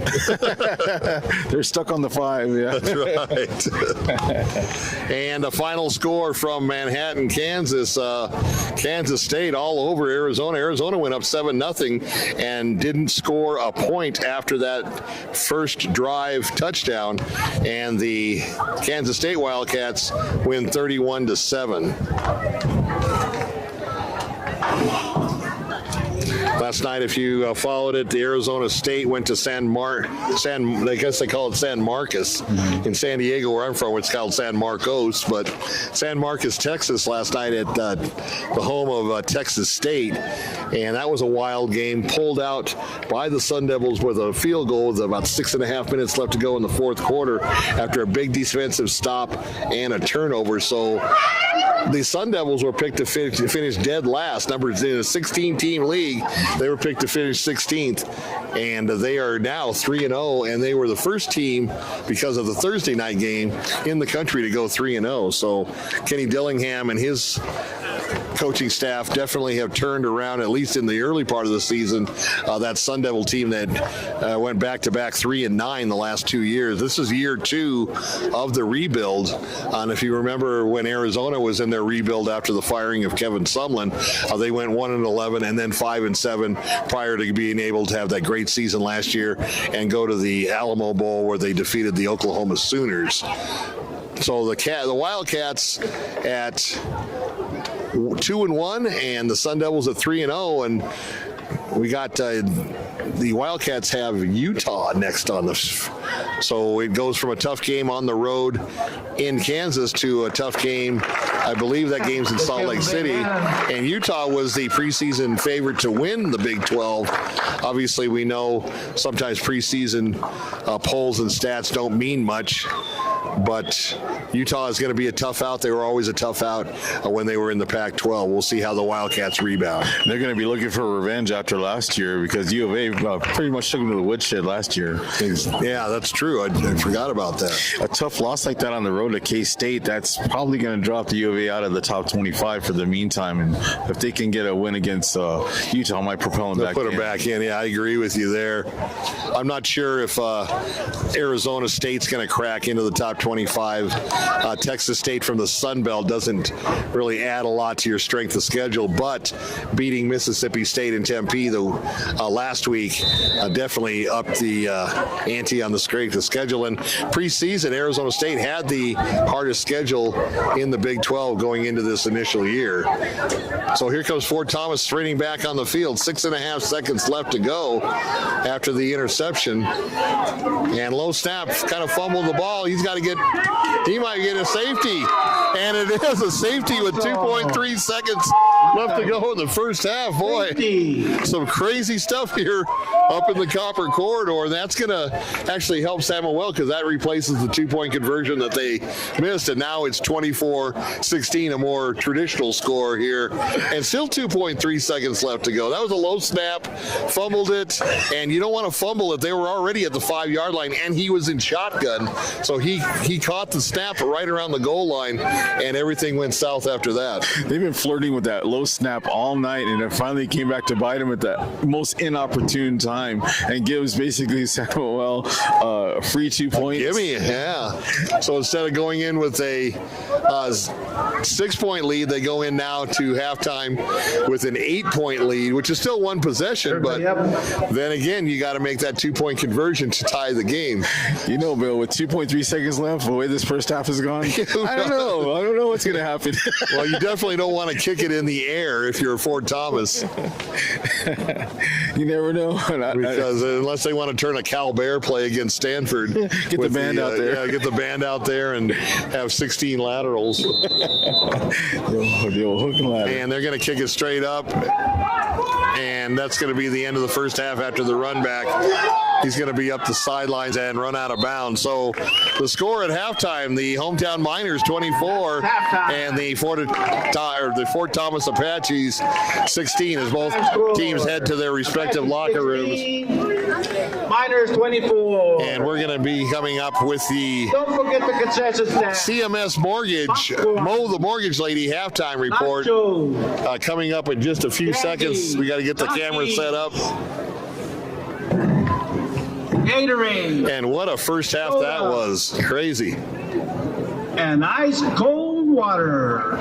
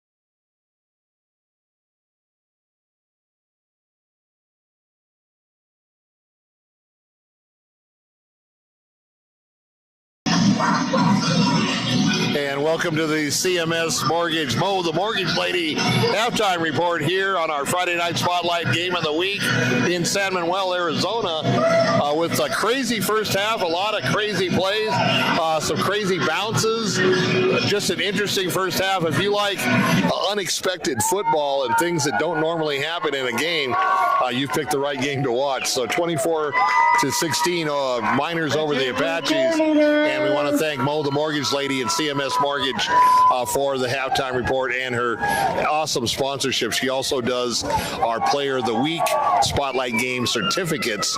We were in Bisbee last night and presented Sebastian Lopez with his certificate from the Copper Pick game where the Pumas beat the Douglas Bulldogs in a great game. So, Ramon, what's going on with this 8-man stuff? I mean, you and I played it, but we've been long time removed with being old and everything. But I remember now that, I'm watching this 8-man action on how crazy the game can be. Yeah, it's like it's playing football in the Wild Wild West. Like nothing is by the book at all. Like throw out all the tendencies, the traditional play calling. It's all out the window, and it's like free for all, and it's fun to watch. It's almost like Arena League, where you're just going deep. They're chucking the ball around, and they're just like free spirit plays, and it's fun to watch. It's pretty entertaining. This has probably got to be one of the better commercials for the Tucson Sugar Skulls and the Arizona Rattlers of the Indoor Football League, because they also play 8-man football. A lot smaller of a field, but you get plays on an 8-man game much different than you would on an 11-man game because of the bigger lanes, the wider lanes. If especially a team like San Manuel can use their speed on the outside, that's definitely a big advantage for them. Subsequently, Fort Thomas has had their moments with their big front line disrupting things on defense and keeping the Apaches in the game. Yeah, it's we'll see. I think San Manuel had the most success when they spread them out, and it took Fort Thomas a while to adjust, and they really didn't totally adjust to that double split, double slot formation, and that's where San Manuel took advantage of them. So we'll see if the coaches can draw it up for their players so they can see where they need to line up to take away that quick screen that they're getting away with the Jet took to the house. In the first quarter, looking back, there two unsportsmanlike conduct penalties against San Manuel really put them at a disadvantage. Second quarter, much more clean football, very few penalties. And if they were a holding call here and there or a procedure, an offside call, nothing that really gave the other team an advantage. And that's credit to both coaches to kind of tighten up their kids, saying, hey, we want you to play with, passion and be aggressive, but let's not cross the line. Yeah, I think the officials have done a really good job tonight. They're not part of the game. They're just calling the penalties when there are penalties. They're letting them play out there, especially like in the defensive backfield, because there's so much time for the quarterbacks to throw the ball, and the defenders are running with these receivers all over the field, and you're not getting a lot of pass interference calls. They're really letting them jockey for position. So I give them credit for letting the game be played by the players. So really good officiating tonight. And and these small town games are really great. Yes, you're not going to get the talent level as you would in a 4A, 5A, 6A game, but they're playing with a lot of passion. All these kids are great student athletes, and they all are multi-sport athletes just because of the lack of enrollment at these 1A schools, that you're going to go from football to basketball to baseball or other sports in the winter and the spring. We had the girls on from last night, the volleyball team for the Bisbee Pumas, and most of them were softball players as well. So that's just the kind of the nature of the beast when you come down to 1A and these small schools and small towns. Yeah, absolutely. Like as far as like when we play softball against smaller programs, like a lot of the girls aren't there to play for them because they're playing on the basketball team. They're getting ready for track. So yeah, you see a lot of that, like you said, in the smaller communities where you have to be a true all-star, like there used to be back in the old days before people would really focus on just one sport. Multi-sport athletes, really good, like I said, to represent your school through all the sports that the school offers. Like us. Yeah, like us. We were all stars back in our day, but those days are long gone, fortunately, for us. But still good football. Just crazy plays, crazy bounces, dropped touchdown passes, dropped interceptions. I think we had a little bit of everything, some good, some bad, and you got to take the good with the bad. But looking forward to the second half, 24-16, and the 24 points were as a result of a late safety with 2.5 seconds left to go. They hiked the ball from their own 5-yard line. It was a low snap. He had a hard time picking up the ball, and then the San Manuel rush pinned him in the end zone for that safety. Probably should have just taken a knee, I would think. Yeah, it's really something during tonight's game. We noticed the down and distance really doesn't matter. Situations, they don't matter. The coaches are going to go with their call. Like basically no matter what, they're going to go on their play sheet or whatever they feel in their gut's going to work, and they're going to call it no matter what down and distance it is. Samuel has kept Fort Thomas honest by running up the middle occasionally, but for the most part, like I said, hitting them on the outside stuff. And I think we'll see if they continue, or both teams will continue. And Fort Thomas is basically conceded not running, and they're just chucking the ball up every chance they get. So it'll be fun to watch the second half to see which team can get away with their game plan. Yeah, which is interesting because of the fact that San Manuel is only rushing two linemen. So the quarterback, yes, is going to have extra time to throw, but they're dropping back everybody else. They're dropping 6 guys back into the pass pattern. And so, yes, you have time to throw, but you've got to find an open receiver where normally you have maybe 3 or 4 guys, once again, 8-man football, 3 or 4 guys defending the pass, and now you've got 6 guys defending the pass. Yeah, and as long as Samuel continues to rush 2, like they're going to be really susceptible to a quarterback draw. Because honestly, if they rush the 2 on the outside, they could just fire off their linemen, and they could pick up 5 yards at a whack if they chose to. But once again, they're really dedicated in their game plan and trying to get that long bomb. That's what they're looking for. Yeah, that middle is open. I don't think they would get a big play broken because you got that middle linebacker that's dropped back into coverage, but he's in that 8 to 10 yard zone from the line of scrimmage, and he would be probably the person that would make the tackle most likely. But yeah, the middle is open, and for a quick 5 or something like that. A lot of times on both teams in the first half, they had second down, third down, and even fourth down and long. Yeah, and if that linebacker doesn't make that tackle, then your 5-yard gain turns to a 10, 15-yard gain by the time the DBs come back to help them out. But good game tackling all the way around by San Manuel tonight. I thought they hustled to the ball really well. So a second half adjustment could be countering that and going misdirection. If I was Fort Thomas, that's what I would look to do, because they are flowing to the ball so hard. I'd make sure that the backside end was keeping his containment, and that's one thing to look out for in the second half. Now, what are you going to do if you're the Miners? Your ground game basically has only been to keep the Apaches honest, just to kind of keep them on their toes. The big yardage by the Miners in the first half was via the pass, but I think that Coach Ivey, on his adjustments, may want to go to that run a little bit more and kind of soften them up. Once again, you're going against a very, very large Fort Thomas front line that is just, they're big enough to mash anybody, and we saw a couple of really hard tackles in the first half against the Miners. So what's your thoughts on that? Yeah, like you said, you have to keep them honest, but you definitely, when you want to have success, they have to get those edges off the edge, and that also worked really well for the Miners was that end around. They kind of went to the well one too many times with it, but it was effective when they used it at times. So I think countering them with that little end around will help as well, because you're still attacking the edges. No, that's true. We'll see what happens. We still got just under 5 minutes left to go in halftime. One thing that you normally don't see in 1A football is there's usually no band. And if there is a band, they try their best. We had a band in Patagonia, and they tried their best. There was an 8-man band? There was an 8-man band. A 1-man band. No, it was an 8-man band. Yeah, we didn't have any band at Palo Verde Christian when I was playing 1A as well. But seriously, it's going to be a great game. It's been very, very entertaining, I feel, and I hope that you, as the viewers, have also liked this play. Once again, a very close game, a one-possession game, and that's all you can ask for on these spotlight games of the week. We're 2 for 2 right now, and it looks like we may go 3 for 3 depending on what transpires in the second half. Yeah, we're sticking to these one-score games, Bill, and that's all we can ask for in a Friday night game. You know, battle of teams that are San Manuel looking for their first victory. If they try and fight for it, they got to get shot to get it tonight.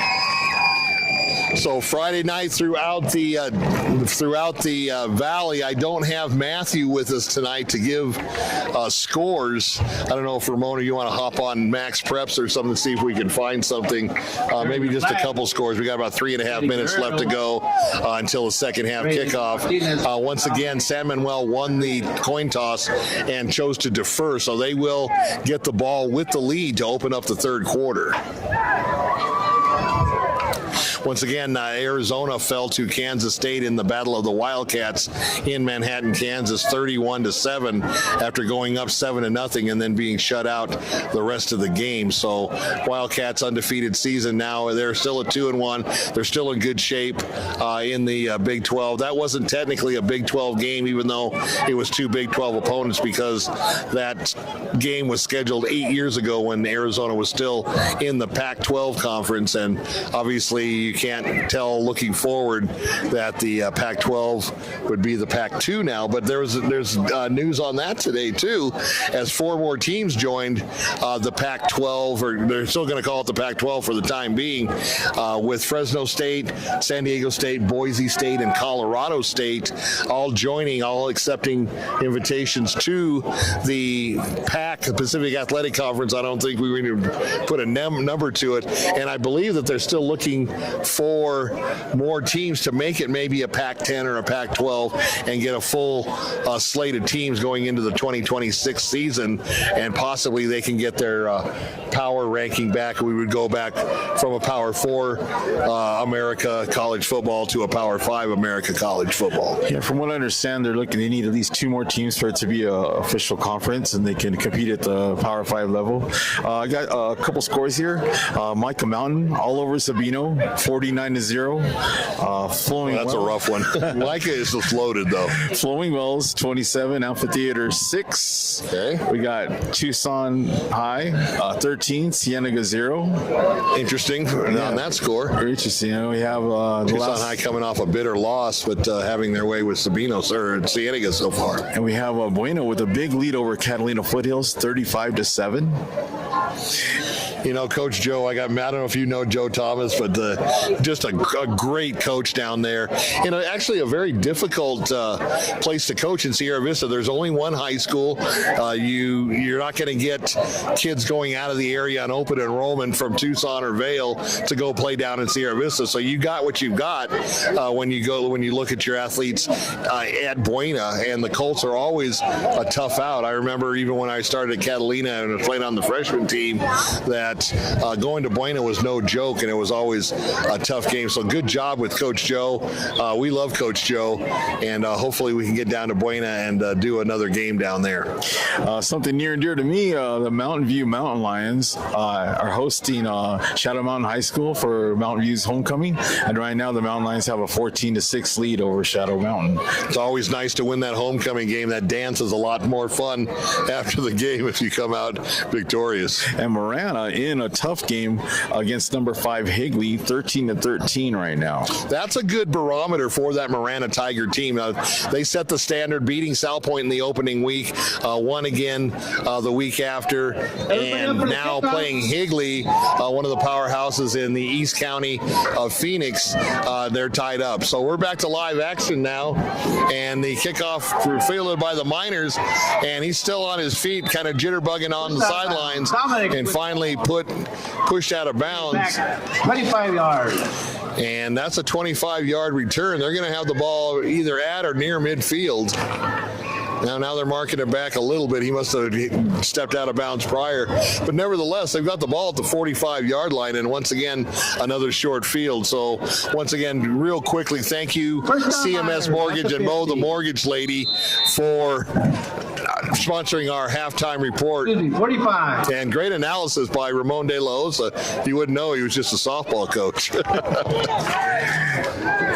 That was a really good return by Dominic Rodriguez. The Jet once again. Jet Rodriguez, that's right. Doing damage once again. Single back, he's going to do an end around. He cuts up on the inside. Great block on the outside to bring him free, and he gets thrown down by a rag doll over midfield and down to about the 40, looks like the 47 or 48 yard line.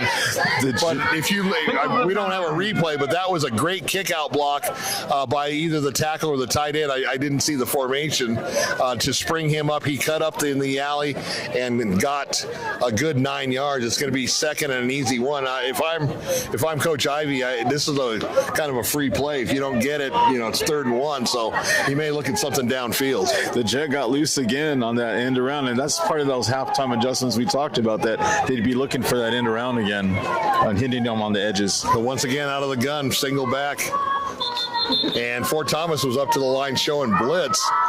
Whistle before, I think they may have made the Miners jump, and that's what is happening. So back them up 5 yards. Oh, that's unfortunate with a free play, basically. Now you have to. Now you're 2nd and 6 instead of 2nd and 1. Takes away that advantage they had. So you don't want to start the half out shooting yourself in the foot, and we'll see if the Miners can recover here on this 2nd and 6 play. First possession of the second half.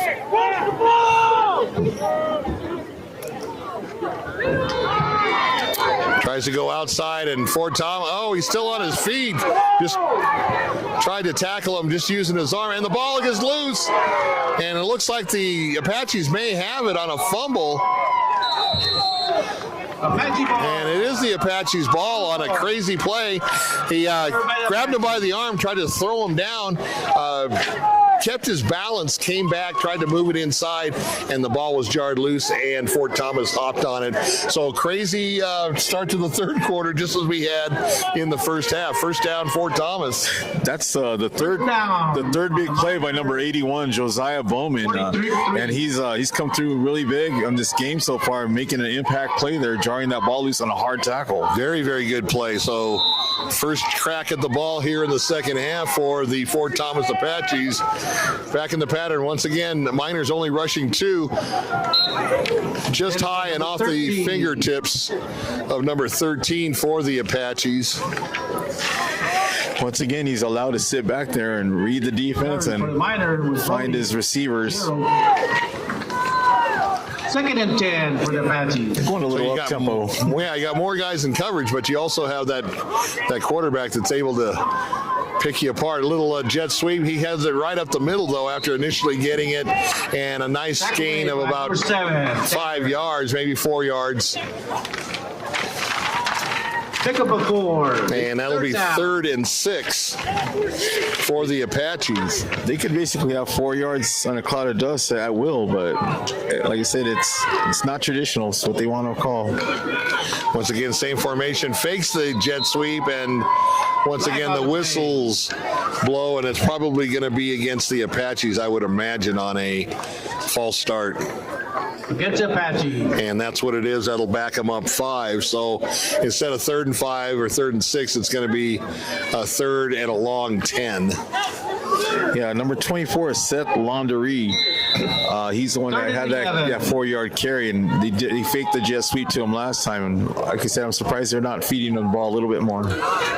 And back in the pass pattern, everybody's going down to the near sidelines, and well covered by San Manuel. Flag on the and play. I can't believe they throw a flag. They're going to call pass interference, but I didn't see it. I thought maybe he had his hand on his waist, but I don't think he got an advantage from defending on that. And if that's the case, that's going to be an automatic first down for the Apaches on the 15-yard penalty. Remember, in high school and college, it's not a spot foul. It's just a 15-yard penalty.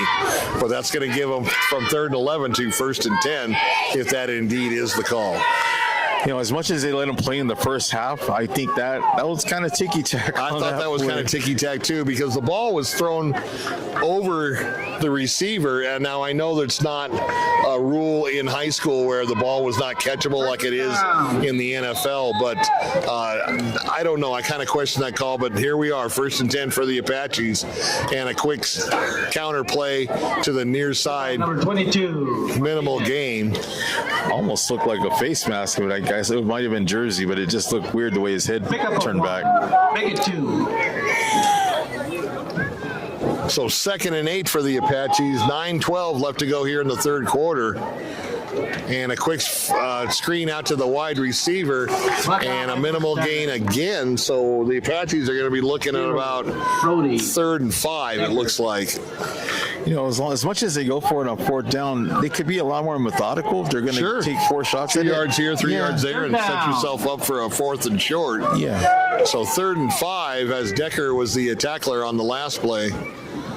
Fakes the handoff. He's going to go down the middle. He's got a man open, and there you go, a touchdown for Fort Thomas. I don't know where that safety was, but you don't want to ever let a receiver get down behind you, and Fort Thomas made him pay, and that makes the score 24-22, and I'm sure another 2-point attempt coming up for the Apaches, trying to tie the score at the 8:38 mark.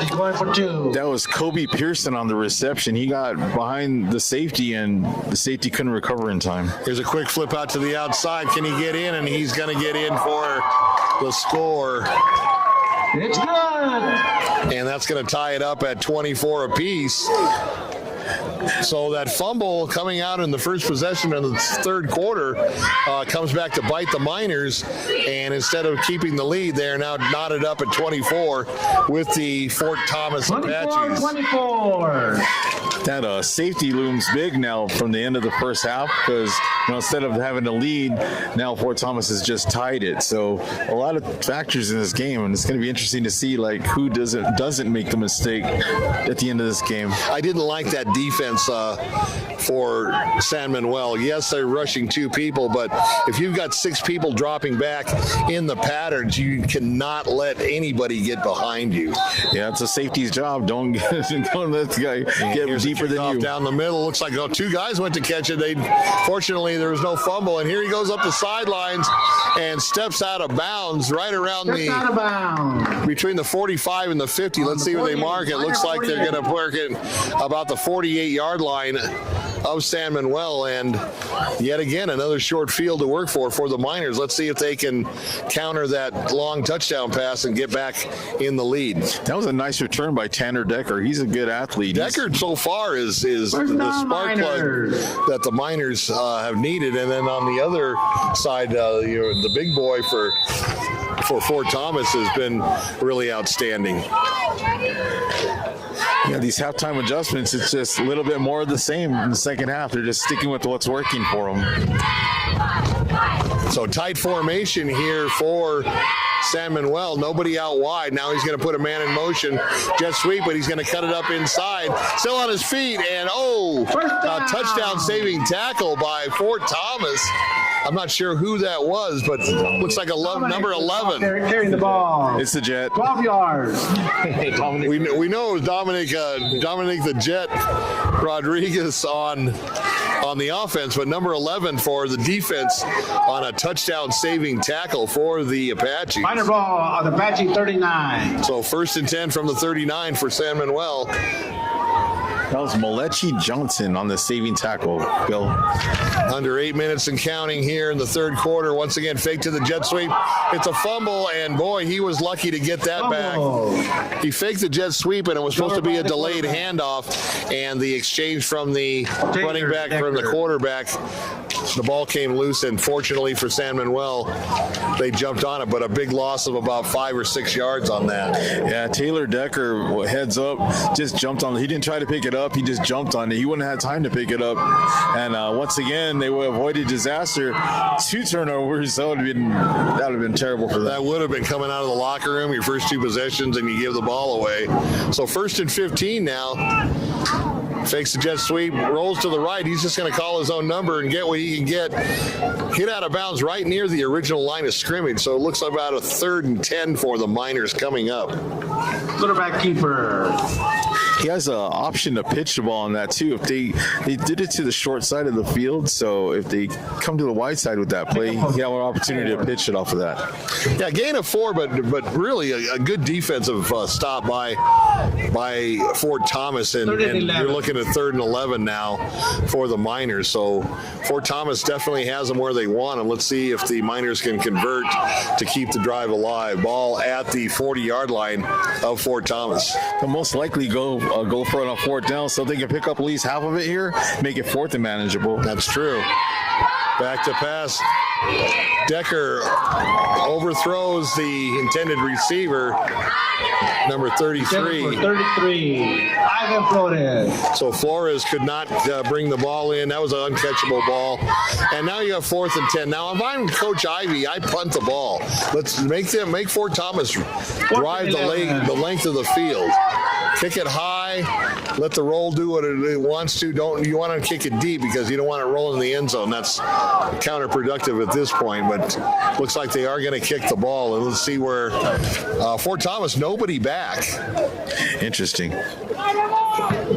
And it's a kick. It's going to go into the end zone. So a low kick, you're going to get that forward bounce. I would have kicked it high and try to get your punt team underneath it, so at least you had an opportunity to down the ball, and make it a long field for the Apaches.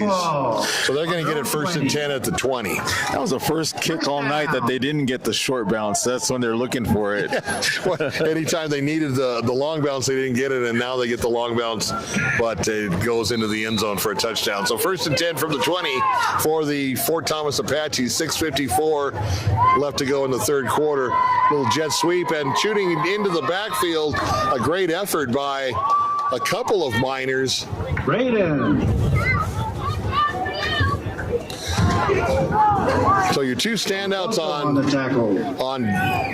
the San Manuel side is Decker and Rodriguez, and then on the Fort Thomas side we got, what was the big guy's name? Oh yeah, Back to pass, still a 2-man rush. He's going to step up, and he gets sacked with a 2-man rush. Brought down by number 72, Alfonso, for a big loss. That's great effort. They both have good motors, both defensive ends. That's not easy what he did right there. Yeah, when you have 2 guys rushing and everybody followed back into the pattern, and you get a sack, that's an incredible effort that you just saw by the San Manuel defensive end. Once again, same formation, two rushing. And once again, he gets pressure on him. He does get away and gets up the middle. He's still on his feet and caught from behind and drilled into the turf. Those are the hard ones to, you don't have any idea the guy's coming from behind you. And when he hits you full speed and propels you forward, but he also drives you into that turf. He's looking to hold on to the ball there. He really was. Yeah. On that sack was Alfonso Celaya. He's number 72. Like I said, I'm really impressed with him tonight. Not a lot of stats, just a lot of effort, a lot of heart. So we got 4th down and 15. It doesn't look that they may try to kick it. He's going to back up a little bit. It looks like they may kick it now. And actually a nice kick. And gets a little bit of a roll. It's going to roll inside the 40-yard line and down to about the 38-yard line. And that's where the Miners are take over 1st and 10. The Miners are playing a little sloppy on the second half, coming out. They had a good game plan coming out. They had a fumble on the first possession, a near fumble on the second possession, a penalty. So they have not been good, at least, the start of this 3rd quarter, and we're First down, Miners. over halfway through. I know they had the momentum going into the locker room, but you can't rely on that momentum once you come back out, because the other team is going to be making their adjustments as well. So 1st and 10 for the Miners at the 5:06 mark here in the 3rd quarter. quick screen to the wide receiver, and he's got nowhere to go. And that's going to be a loss of about 2 or 3 yards, it looks like. Loss on the play. Maybe even more, maybe a loss of about 4 yards. Yeah, we can see if they can set them up for a double move on that, because they're really biting on that outside pass. So they do like a pump and go on that, hitch and go. I think they could definitely take advantage of that, because they're really biting on it hard now. So we'll see if that sister play comes into play here. So once again, San Manuel doing themselves no favors. 2nd and long, 2nd and 13 now. Now, Fort Thomas is only rushing 2 as well. A quick out pattern, but he stepped out of bounds when he tried to do the spin move. And a very minimal gain for the Miners. It's going to bring up 3rd and long. Yeah, you can only go to the well so many times. Like, they're kind of getting stuck in the same kind of offensive flow, calling a lot of similar plays. So back in the first half, they had quite a bit of mix, variety of plays, and so they might have to get back to that.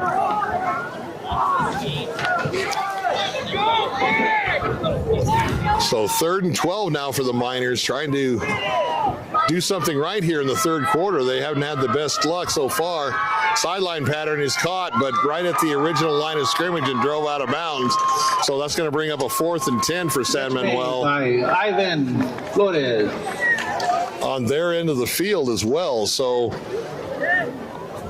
once again, if I'm the coach, I'm not going to be a long 9 trying to bring my offense and try to get this first down at 4th and 11, 4th and 9, excuse me. For as many punts as we didn't see in that first quarter, it's kind of making up for it now. It's like punt city now. Yeah. So once again, high snap, but he's going to kick it kind of rugby style, and a nice kick. And once again, no bounce for San Manuel. Maybe got a couple or 3 yards out of the bounce. But what I'm surprised at, Ramon, is if I'm Fort Thomas, I put a guy back there at least, you know. He outkicked the coverage, and had there been a guy back, he would have had, I believe, an opportunity to at least have an attempt at a return. Yeah, San Manuel is just like all night long, they're just not getting the bounce they need at the right time as far as the punting game goes. Yeah, they could have used that bounce they got when it went into the end zone for the touchback, but nevertheless, here we are again, 1st and 10 for the Apaches. 3:28 left to go here in the 3rd quarter. All kind of room to throw, and he just underthrows him, and a little short hop. If you're a center fielder, that's good, but doesn't work on the football end. We'll see if Fort Thomas can pick up on this. He fakes a handoff to the running back, then the running back comes out into the flat on a little wheel route, and nobody picked the running back up. So if the coaches pick up on that, that's going to be a big gainer for them if they can come back to that. That's a great observation. 2nd and 10 for the Apaches. Here comes the rush. Starting to break down a little bit. Throws over the middle. Ball's up in the air and just falls to the turf harmlessly. But that's what you do those tip drills for. And fortunately for Fort Thomas, it was not intercepted.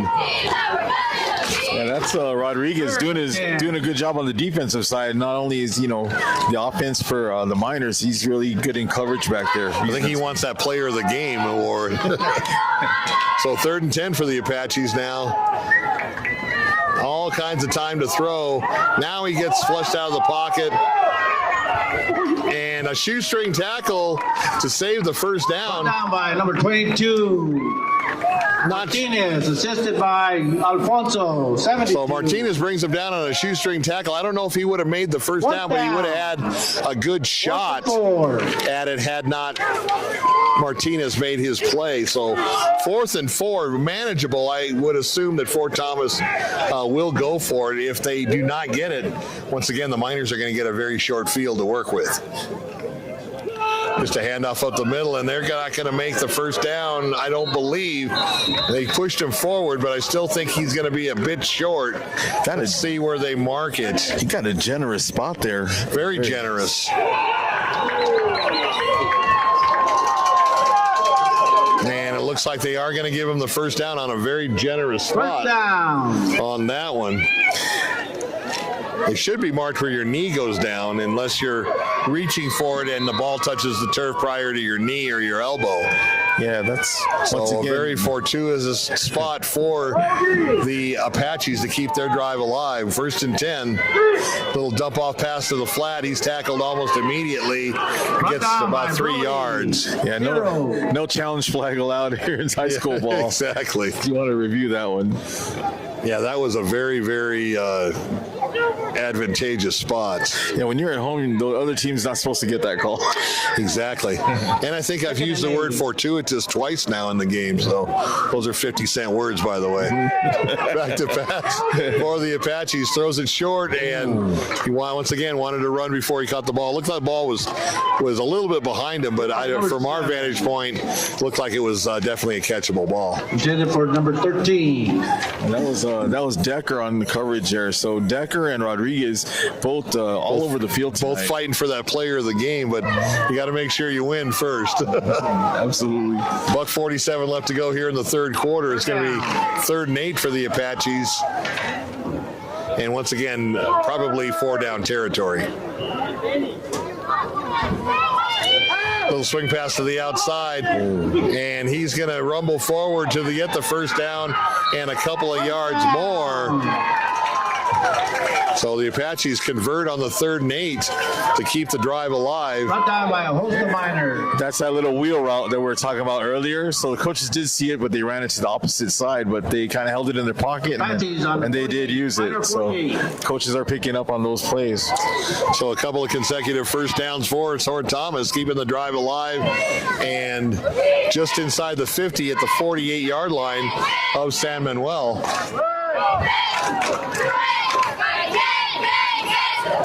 Once again, a handoff up the middle, and this is a big back. He's not the lineman. He wasn't the William Perry player, but definitely a big back and bigger than the front line of the Miners, and gets a good 5 yards on that to make it 2nd and 5. Maybe it was a lineman, 74. That's not normally a running back number. That was the fridge that did that 2-point conversion earlier. Here we go. Tried to do a little off-tackle counter and dropped immediately. And in fact, a little bit of a loss and tackled by Guerrero of the Miners. I give the defensive ends credit. Like I said, they're just operating on all heart right now. Salai especially, he's been out there on every defensive snap, and he's not slowed down yet. Now they're kind of only rushing one, and the pass is caught, but there is a flag, and the flag's on the near side. So looks like it may be a sideline warning. Sideline warning, yeah. So I believe they'll probably decline the penalty because the result of the play was a first down. And I believe that's what's going to happen.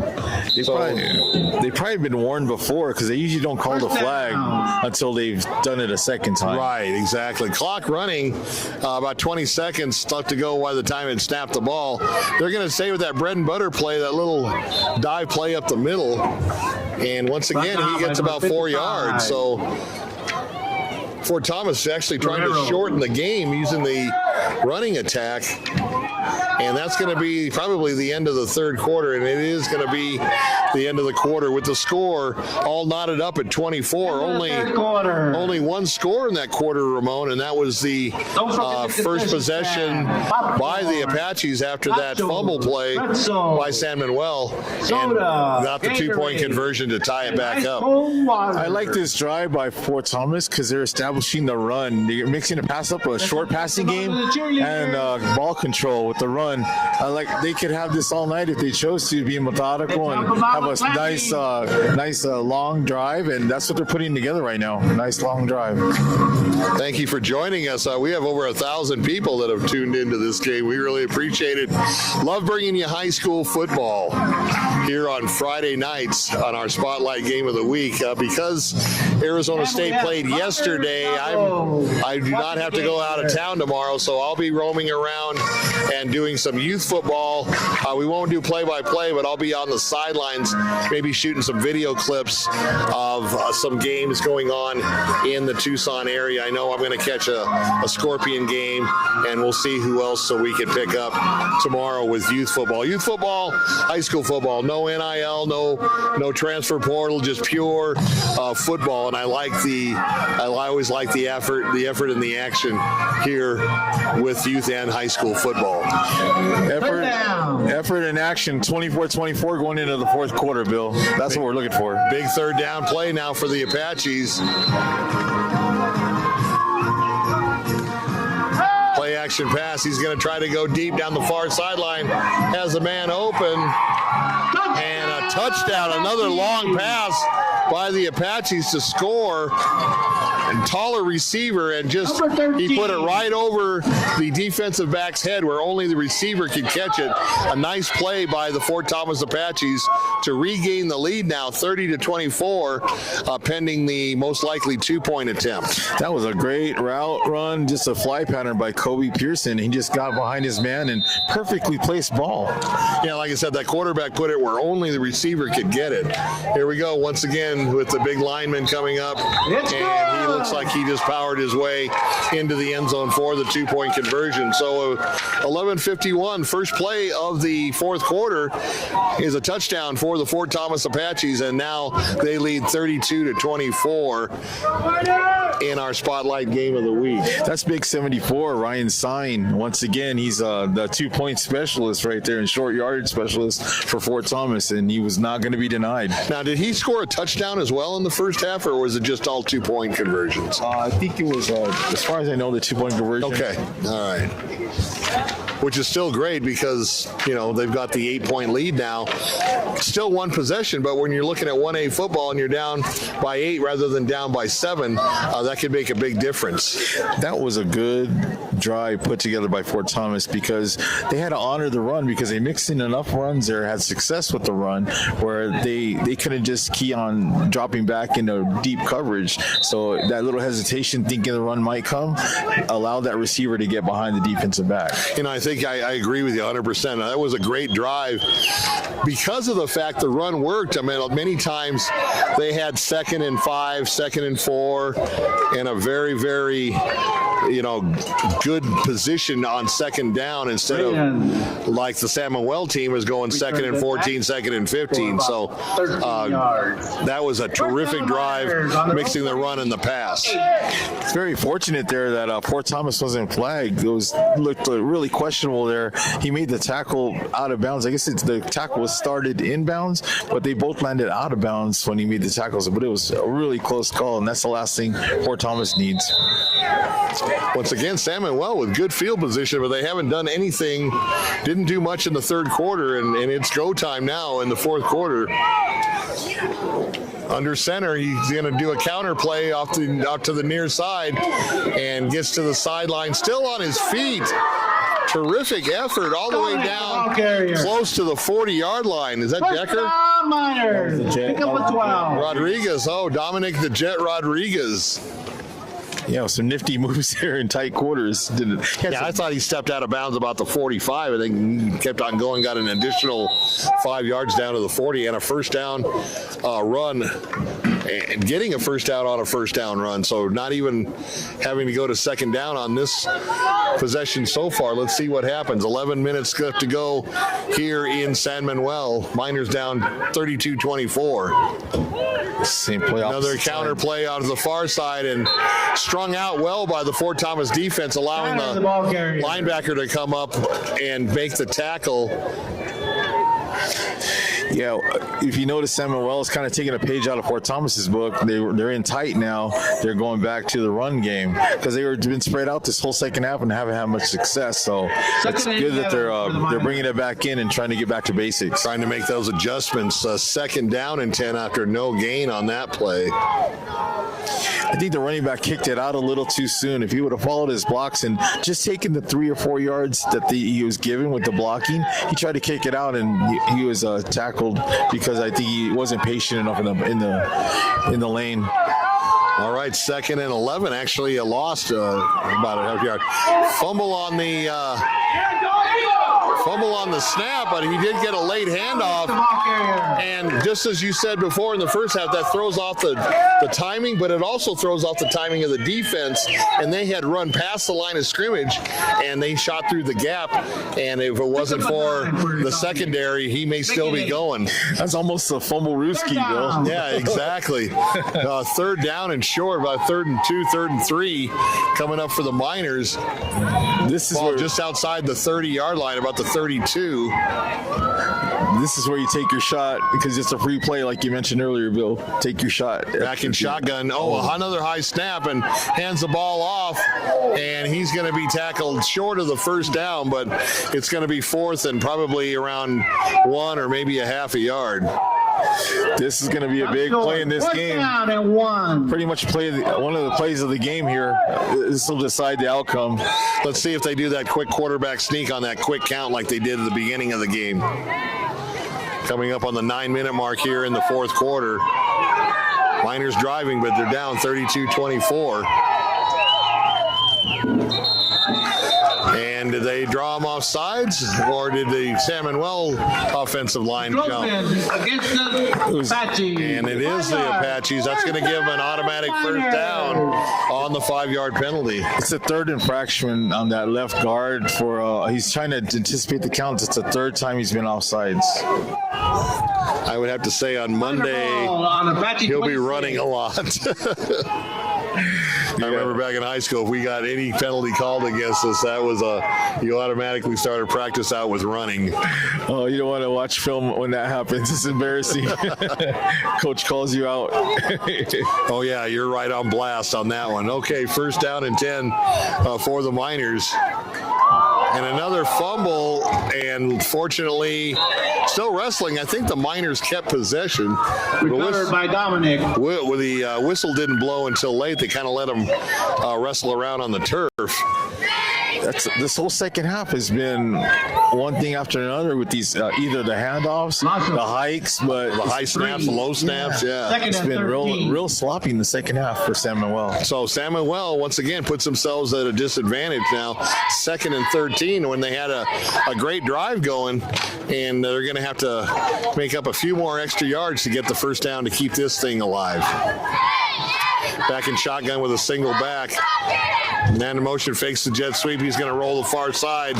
And he pitched the ball late, but the Apaches had the play strung out and tackled him on the far sideline on a pretty hard hit. The ball carrier still down on the far side in front of the Fort Thomas bench. That's going to stop the clock at 8:06. That's the second time they run that play with the pitch option, and they ran it to the short side both times. The first time I mentioned that there was not enough room to make the pitch, and he did pitch it this time. Once again, didn't have enough real estate. They run that to the wide side of the field. You got a chance there to make something happen. It's just hard to squeeze that in that condensed area. Exactly, and a nice play on defense by the Apaches to string that out.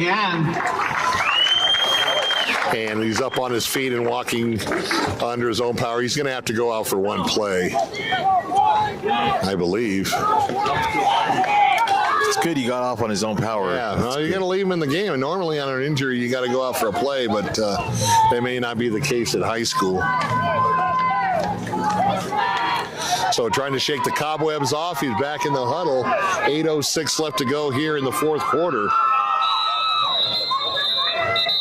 Timeout Miners. And Coach Ivy's going to call a timeout. This is a big down. I mean, you had your way. You had great running attempts and great yardage gain at the beginning of this drive.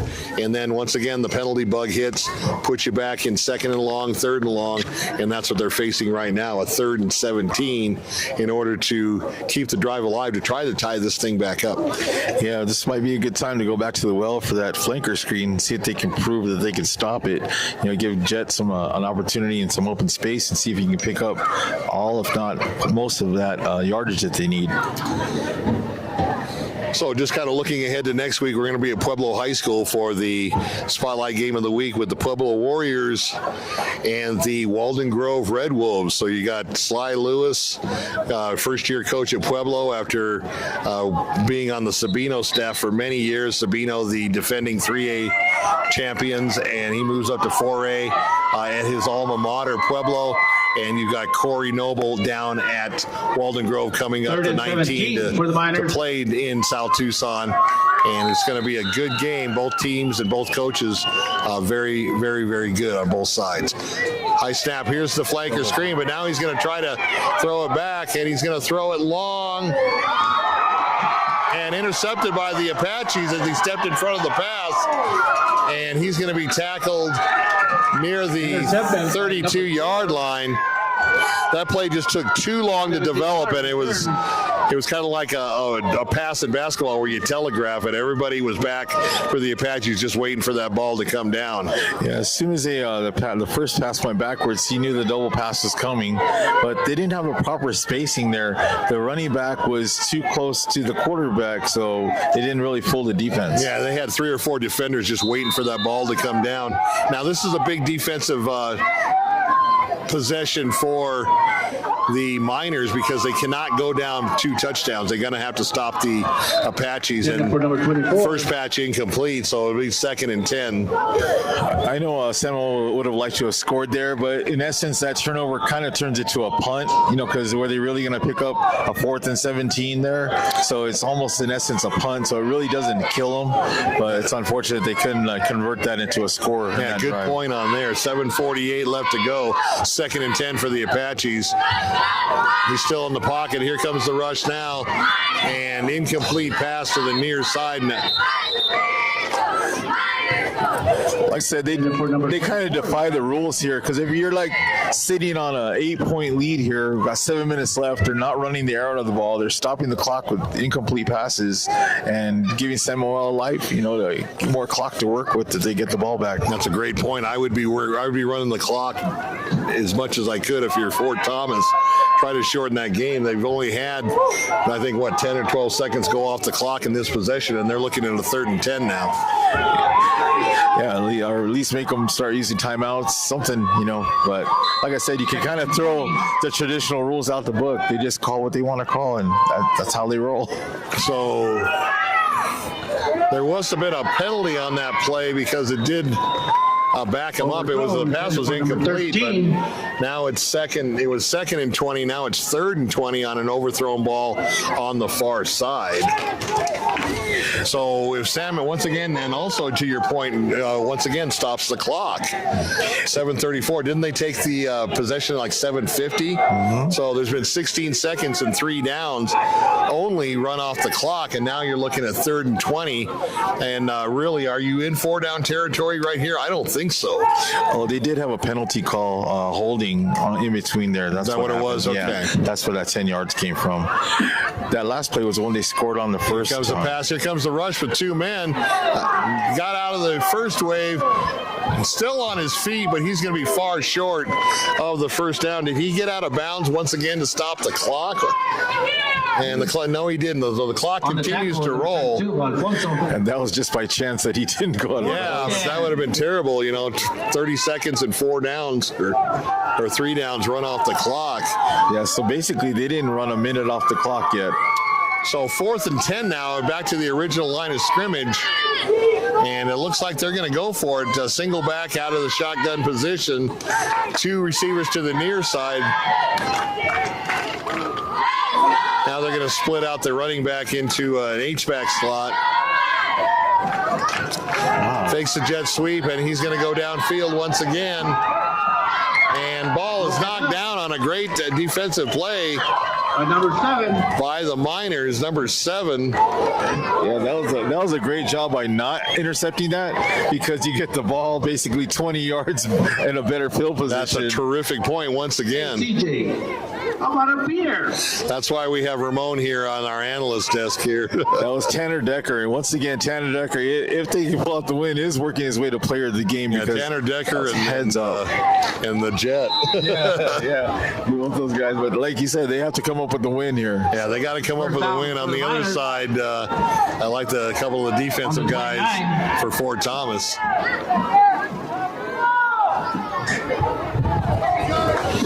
So ball on the 29 on the turnover on downs for the Miners. Let's see if they can capitalize it.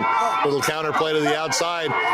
Still on his feet, and he may go, and it looks like he's going to score a touchdown.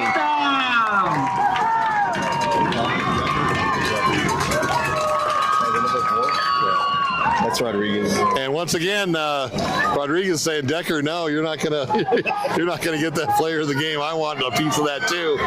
The big thing on 8-man football, when you're down by 8, you can only tie with a 2-point conversion. So it's not like you're down 7, you can go for 2 points and you can go up by 1.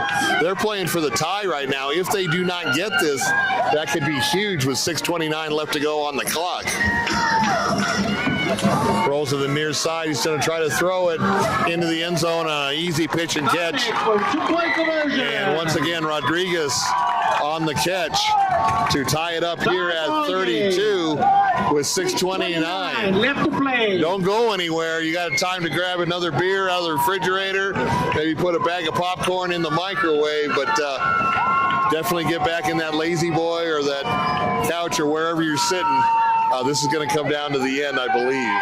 Taylor Decker, the quarterback for San Manuel, fired up after that pass and throwing on the run and to pinpoint that throw. I mean, that he did a great job completing that pass. Yeah, a little pitch and catch, but once again, that lane wasn't really wide. It was a pass that he had to put on the money.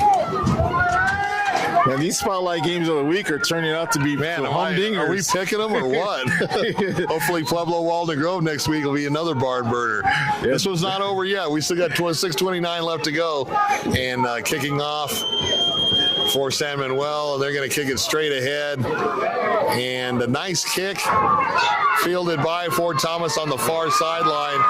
And he returns it about 10 or 12 yards, and that'll set up the Apache offense with 6:23 left to go. Rated on the tackle. And pretty good field position. Martinez on the tackle on the far side. Great job by Martinez to break down. I thought he was going to overrun that play, and right at the last second, good footwork to break down and keep that from being a lot longer gain.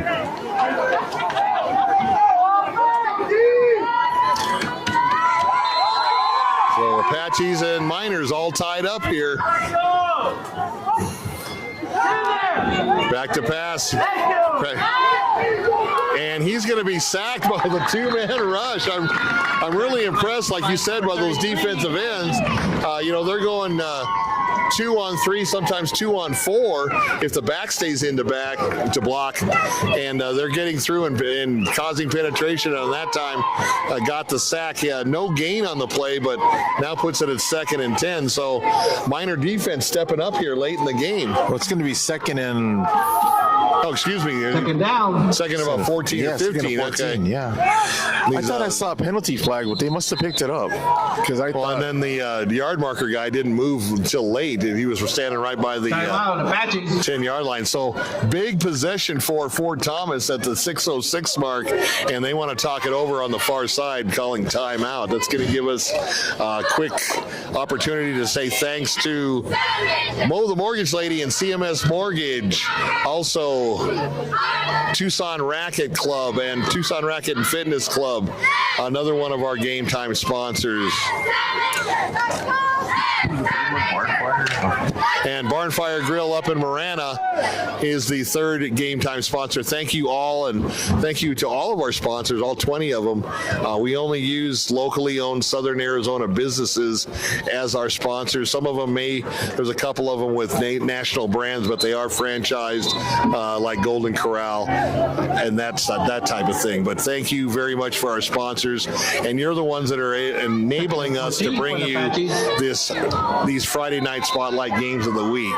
That last possession, there was a penalty. It was illegal formation, but it was declined because of the sack. Okay, good call. So once again, back to pass. He's got plenty of time this time.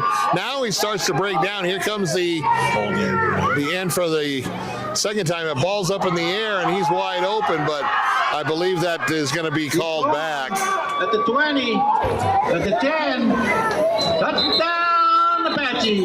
And that's going to be called back, I would assume. Holding. And holding is the call.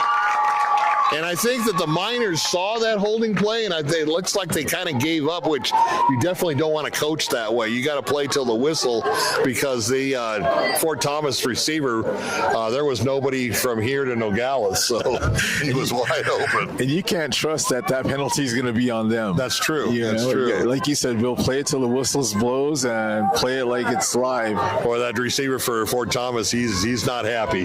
Those are the hardest balls to catch when you're that wide open. It's kind of like basketball, those wide open jump shots from about 12 or 15 feet, and you throw an air ball or something. Yeah.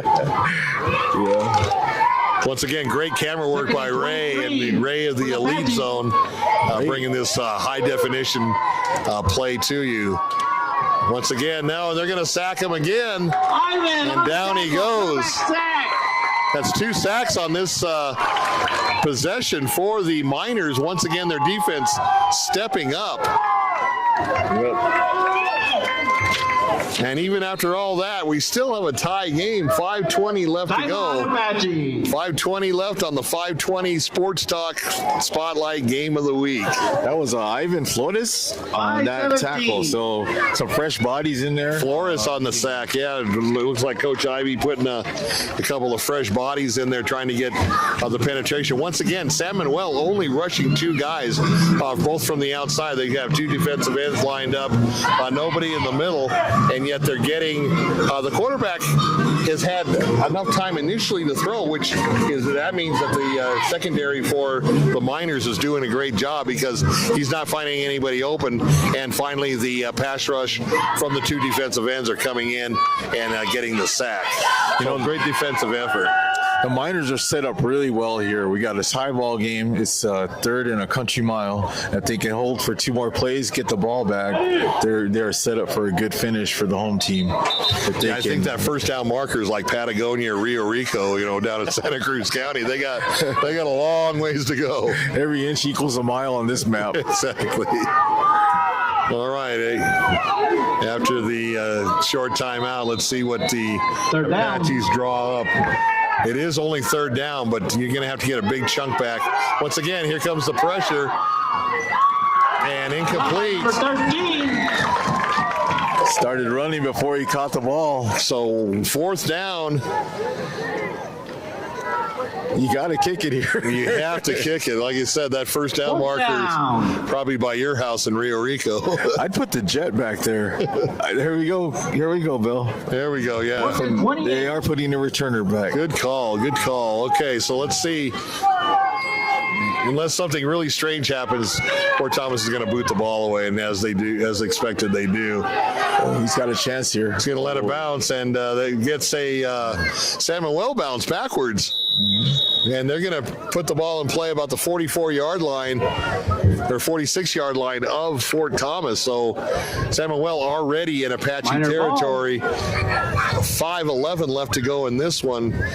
Do they grind it out and try to move the ball on the ground, keep that clock running? Because you can see the long passes. We've had 2 long pass touchdowns for the Apaches here tonight, so they can score quickly. That's what I would do. I'd keep it on the ground, run that clock down, only pass, if needed, or if you need to pick up that first down. Yeah, it's like a tale of 2 quarters. The Apaches of the big 3rd quarter, and seems like San Manuel's really taking control of this 4th quarter. They kind of clean up those bad snaps, bad handoffs, and they're having success now. And one score in the 3rd quarter by Fort Thomas, and so far 1 score here by the Miners in the 4th quarter. Jet sweep to the far side. He's going to kick it outside, go up the sidelines, and a nice gain on first down. Gets about a good 7 yards. With the carry. Once again, Rodriguez on the 5-yard or on the fly sweep to the far side. It looked like he stepped out of bounds a little bit before we anticipated. So 2nd and 4, nevertheless, a good job on first down. Yeah, just trying to stay in bounds on those kind of plays. Just keep that clock churning. That's unfortunate for him that he couldn't, get a knee down in bounds on that. But when you're just running for all you can get, I understand it. But it'd be good if they could stay in bounds on those plays. So 2nd and 4 at the 5:05 mark with the clock stop on that one. Oh, there's a fumble, and luckily picked up by San Manuel, and he's going to lose a couple.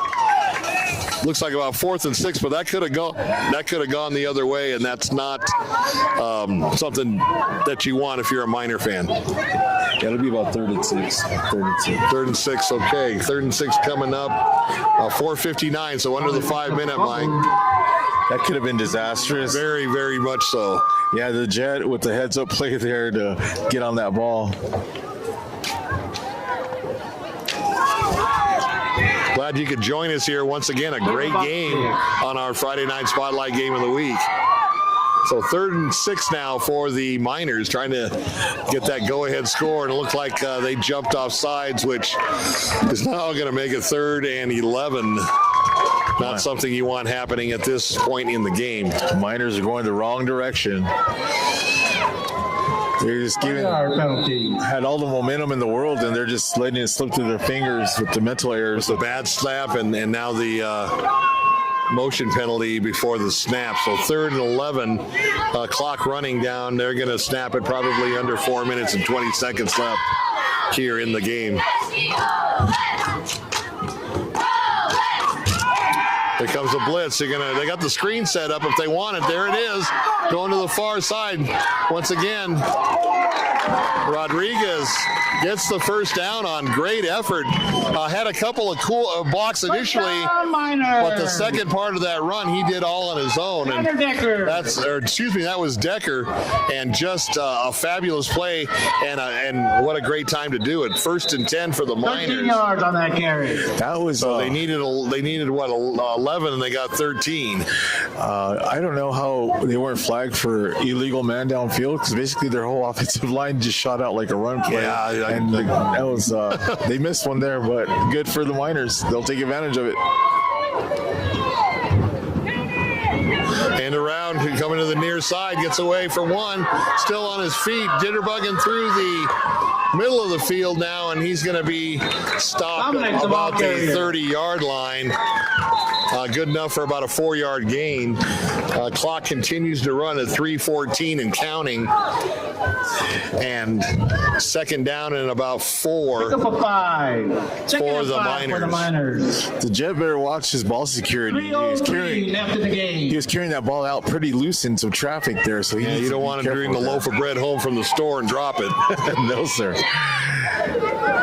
This is shaping up just right for the Miners, though. If they can milk this clock down and get a score. 2 backs here in the backfield now on a shotgun. Little counter play to the far side, and gets down the ball carrier to the 30 to the 25-yard line. It's going to be close to a first down. Yeah, they're just going Decker Rodriguez on this drive, and we might have to do co-players of the game so the Miners can get this win. But they're still tied, and 2:21 now left on the clock, and the clock is rolling. With the lack of a kicker, you're going to have to put this ball in the end zone. Another counter play to the near side now, same play, and once again picked up some decent yardage, keeping the clock running. Picks up the first down. And good enough for a first down. I like this play selection, Bill. Left and right, and you just run it till they stop it. That's right. Now 152. Both teams, I believe, all have all 3 timeouts. Or no, I believe Fort Thomas has used one for sure. That's true. That's true. Maybe 2. Yeah, okay, Miners have their full complement, don't they? I believe they might have used 1. Okay. 1A football scoreboards don't have that stat. Yeah. All right, 1st and 10 for the Miners. Once again, keeping it on the ground. Cuts it back up the middle. A huge hole down inside the 5, down to about the 2-yard line. Takes it down to about the 2-yard line. And San Manuel having their way here late in the fourth quarter, $1:18 and counting, and they're in no hurry to get up to the line. If you're Fort Thomas, you might let him score here. That's true. It might have been better for him to score the touchdown if you're Fort Thomas, because they're a quick strike scoring offense. Yes. And now they're going to lose some time here. So under a minute now left to play here in the fourth quarter. Little counter play. He's going to waltz into the end zone for a touchdown. So Dominic Rodriguez in for the touchdown to put the Miners ahead now with just 51.6 seconds left to go in the game. I don't believe the clock runs on a point after attempt. As crazy as this game has been, this is going to be a crucial 2-point conversion, because if they quick strike, get a score like they've been doing, they could win it with the conversion. Yes, that's true.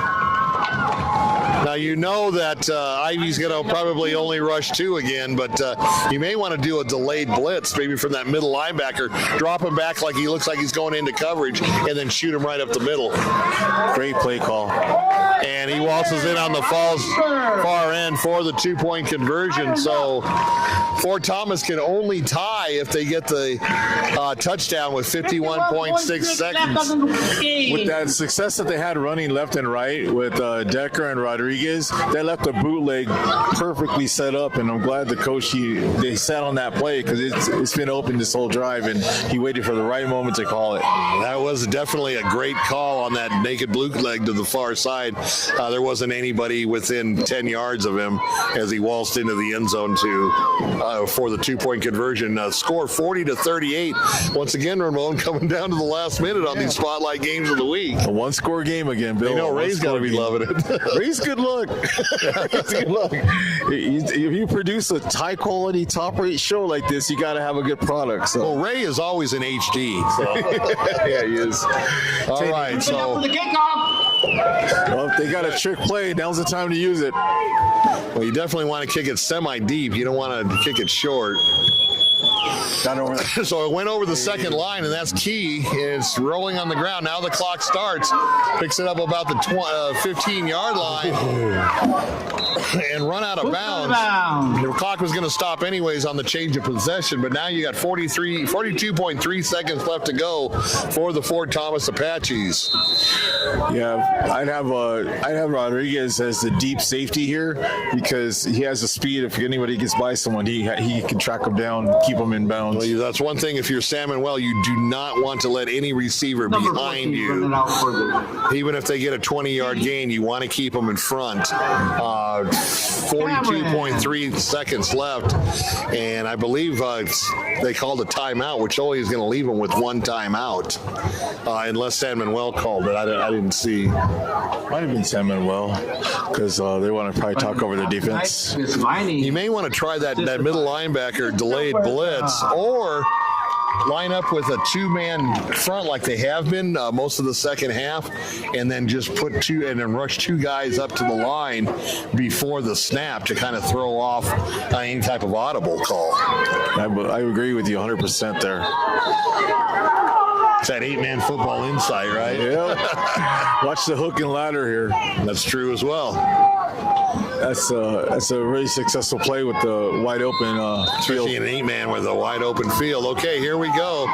As expected, San Manuel just with 2 down linemen. They got 6 back in the pattern. There's that wheel route. Plenty of time to throw, and I was going to throw deep. And a pickoff play by San Manuel. Still on his feet. He may take this all the way. And he does for the clinching touchdown. Let's see who that was. 55 yards on that interception.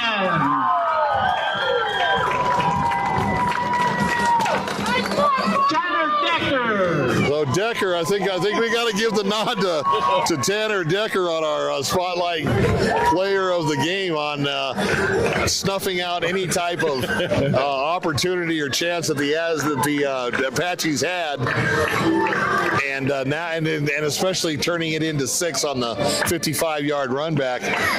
This score is 46 to 32. Out of bounds. Okay, so they are going to take the touchdown off the board. I was just going to say, if you see the score and you didn't watch the game and it was 46-32, that was not. It was very, very much closer.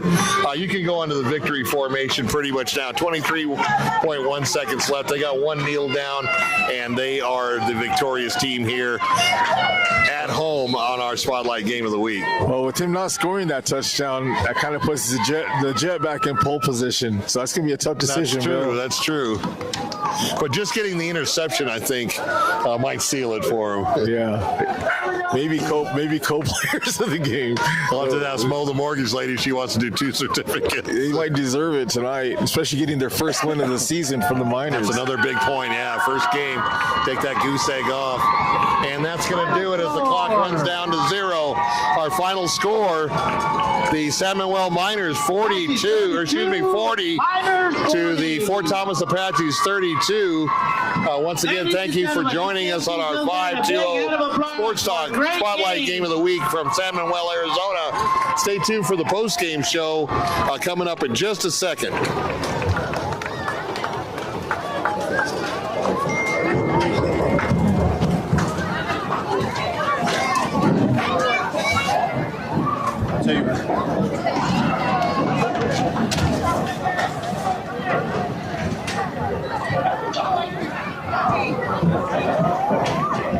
Fort Thomas fans, please have a safe trip home.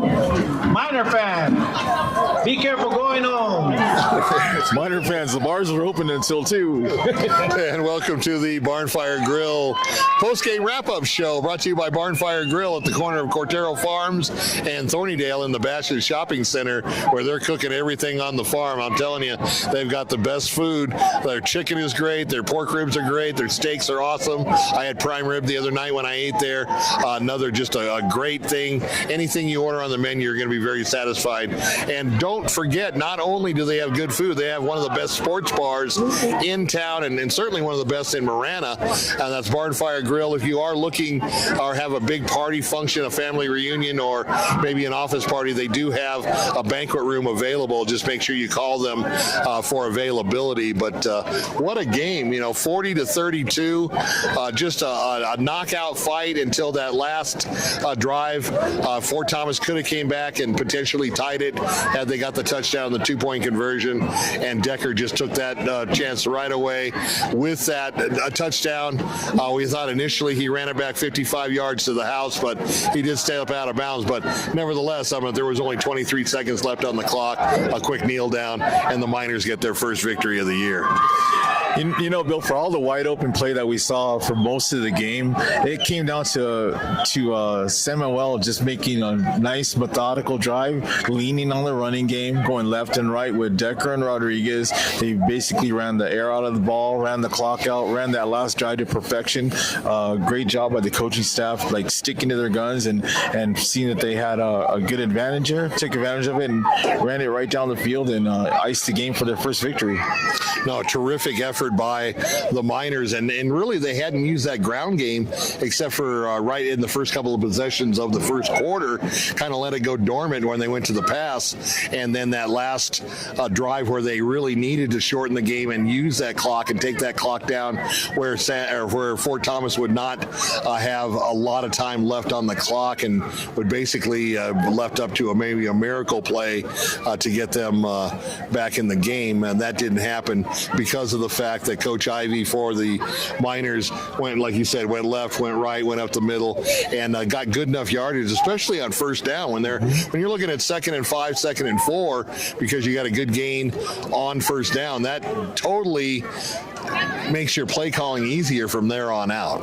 Yeah, and then credit, there's a guy that played really well tonight that's not going to be on a stat sheet a lot. It's Salaya, the defensive end for San Manuel. We were mainly running a two-man game, two-man rush the whole night, and the guy has a motor. He didn't stop. He constantly put pressure on the quarterback, beating 2 and 3 guys at a time. So those are like one of those unsung heroes of the game, and he really made his presence felt in the second half and in that fourth quarter when Fort Thomas really couldn't get anything going. It was because the pressure that was created from a two-man line. And I believe he got 3 sacks. I know 3 that I can remember offhand. He may have had more, but to have 2 men rushing, even though it's 8-man football, to have 2 men rushing, both from the defensive end positions, and being able to disrupt the timing of the quarterback. Initially, he had, I think it was twofold. He had a lot of time to throw initially, but great coverage by that secondary allowed him and the other defensive end to keep persevering and pursuing, and finally the coverage would break down, and they got some key sacks at some key times. Yeah, absolutely. And that quarterback, I'll give the quarterback for Samuel credit as well. He, on a lot of the short throws, he threw him a little too much pepper on him, and in his fourth quarter he kind of got his feel back, his touch back, and made a lot of really nice touch passes on those short gainers, and that was just as good as the run game, was having that ball control, short passing game. Like I said, once again, credit to the coaching staff for San Manuel for going to the short passing game, intermediate passing game, and the running game to win this game and pull it out for them. Yeah, that quick pitch and catch really worked well, and especially on that 2-point conversion to put him up finally 8 to the slot back, the slot receiver. It was great. I noticed in the first part of the game we were mentioning on both sides, on the quarterbacks, their lack of arm strength. They would have to throw those rainbow balls, which allows the defensive back to recover if they're beat initially, and then it's a jump ball from there. But it seemed like in the second half, his throws were more on the line. There were more line drives, straight throws, instead of putting a lot of air into it, and subsequently a lot more successful. Yeah, and I once again, a senior-laden team here for San Manuel, and you can tell like that when you have a group like that, they can take over a game and really impose their will on their opponent. And I think that the senior-laden team has ended up being the difference between having a more experienced senior team. And that's going to get the goose egg off the record for the Miners. They came in 0-3. The Apaches came in 1-2. Now both teams 1-3, going in the 1A South. Something that if you're an Apache, you're going to have to regroup. If you're a Miner, then maybe that's going to springboard you into maybe 2 or 3, 4 victories in a row. Once you get that first victory, it always seems that you have a little bit better mental outlook on each game. Yeah, it was a really a good game.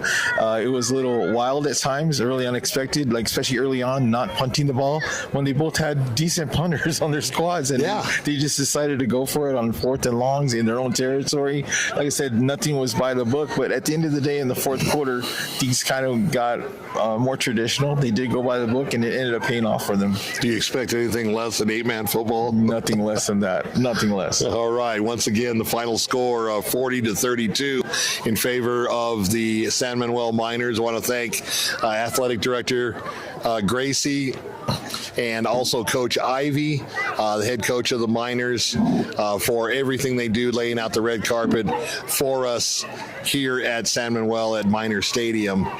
Thank you very much, Gracie Laguna and Coach Ernie Ivy.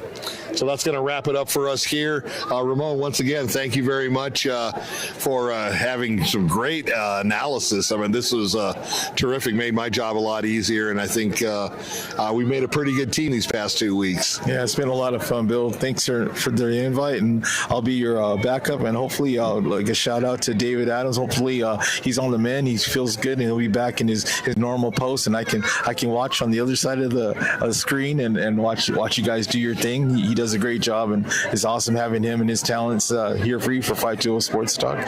Before I sign out here tonight, I'd like to give a shout out to softball player Layla Rees. She plays senior here, and she just got a scholarship to play D2 ball. So congratulations to Layla Rees from San Manuel. All right, terrific. All kinds of softball talent here in Southern Arizona, as you well know, and be watching out for the Mountain View Mountain Lions come spring. They are loaded. They're ready to go, and made a made a pretty good effort in the playoffs last year. And they want to go farther and hopefully culminate in a state championship. So I'm sure we're going to be doing it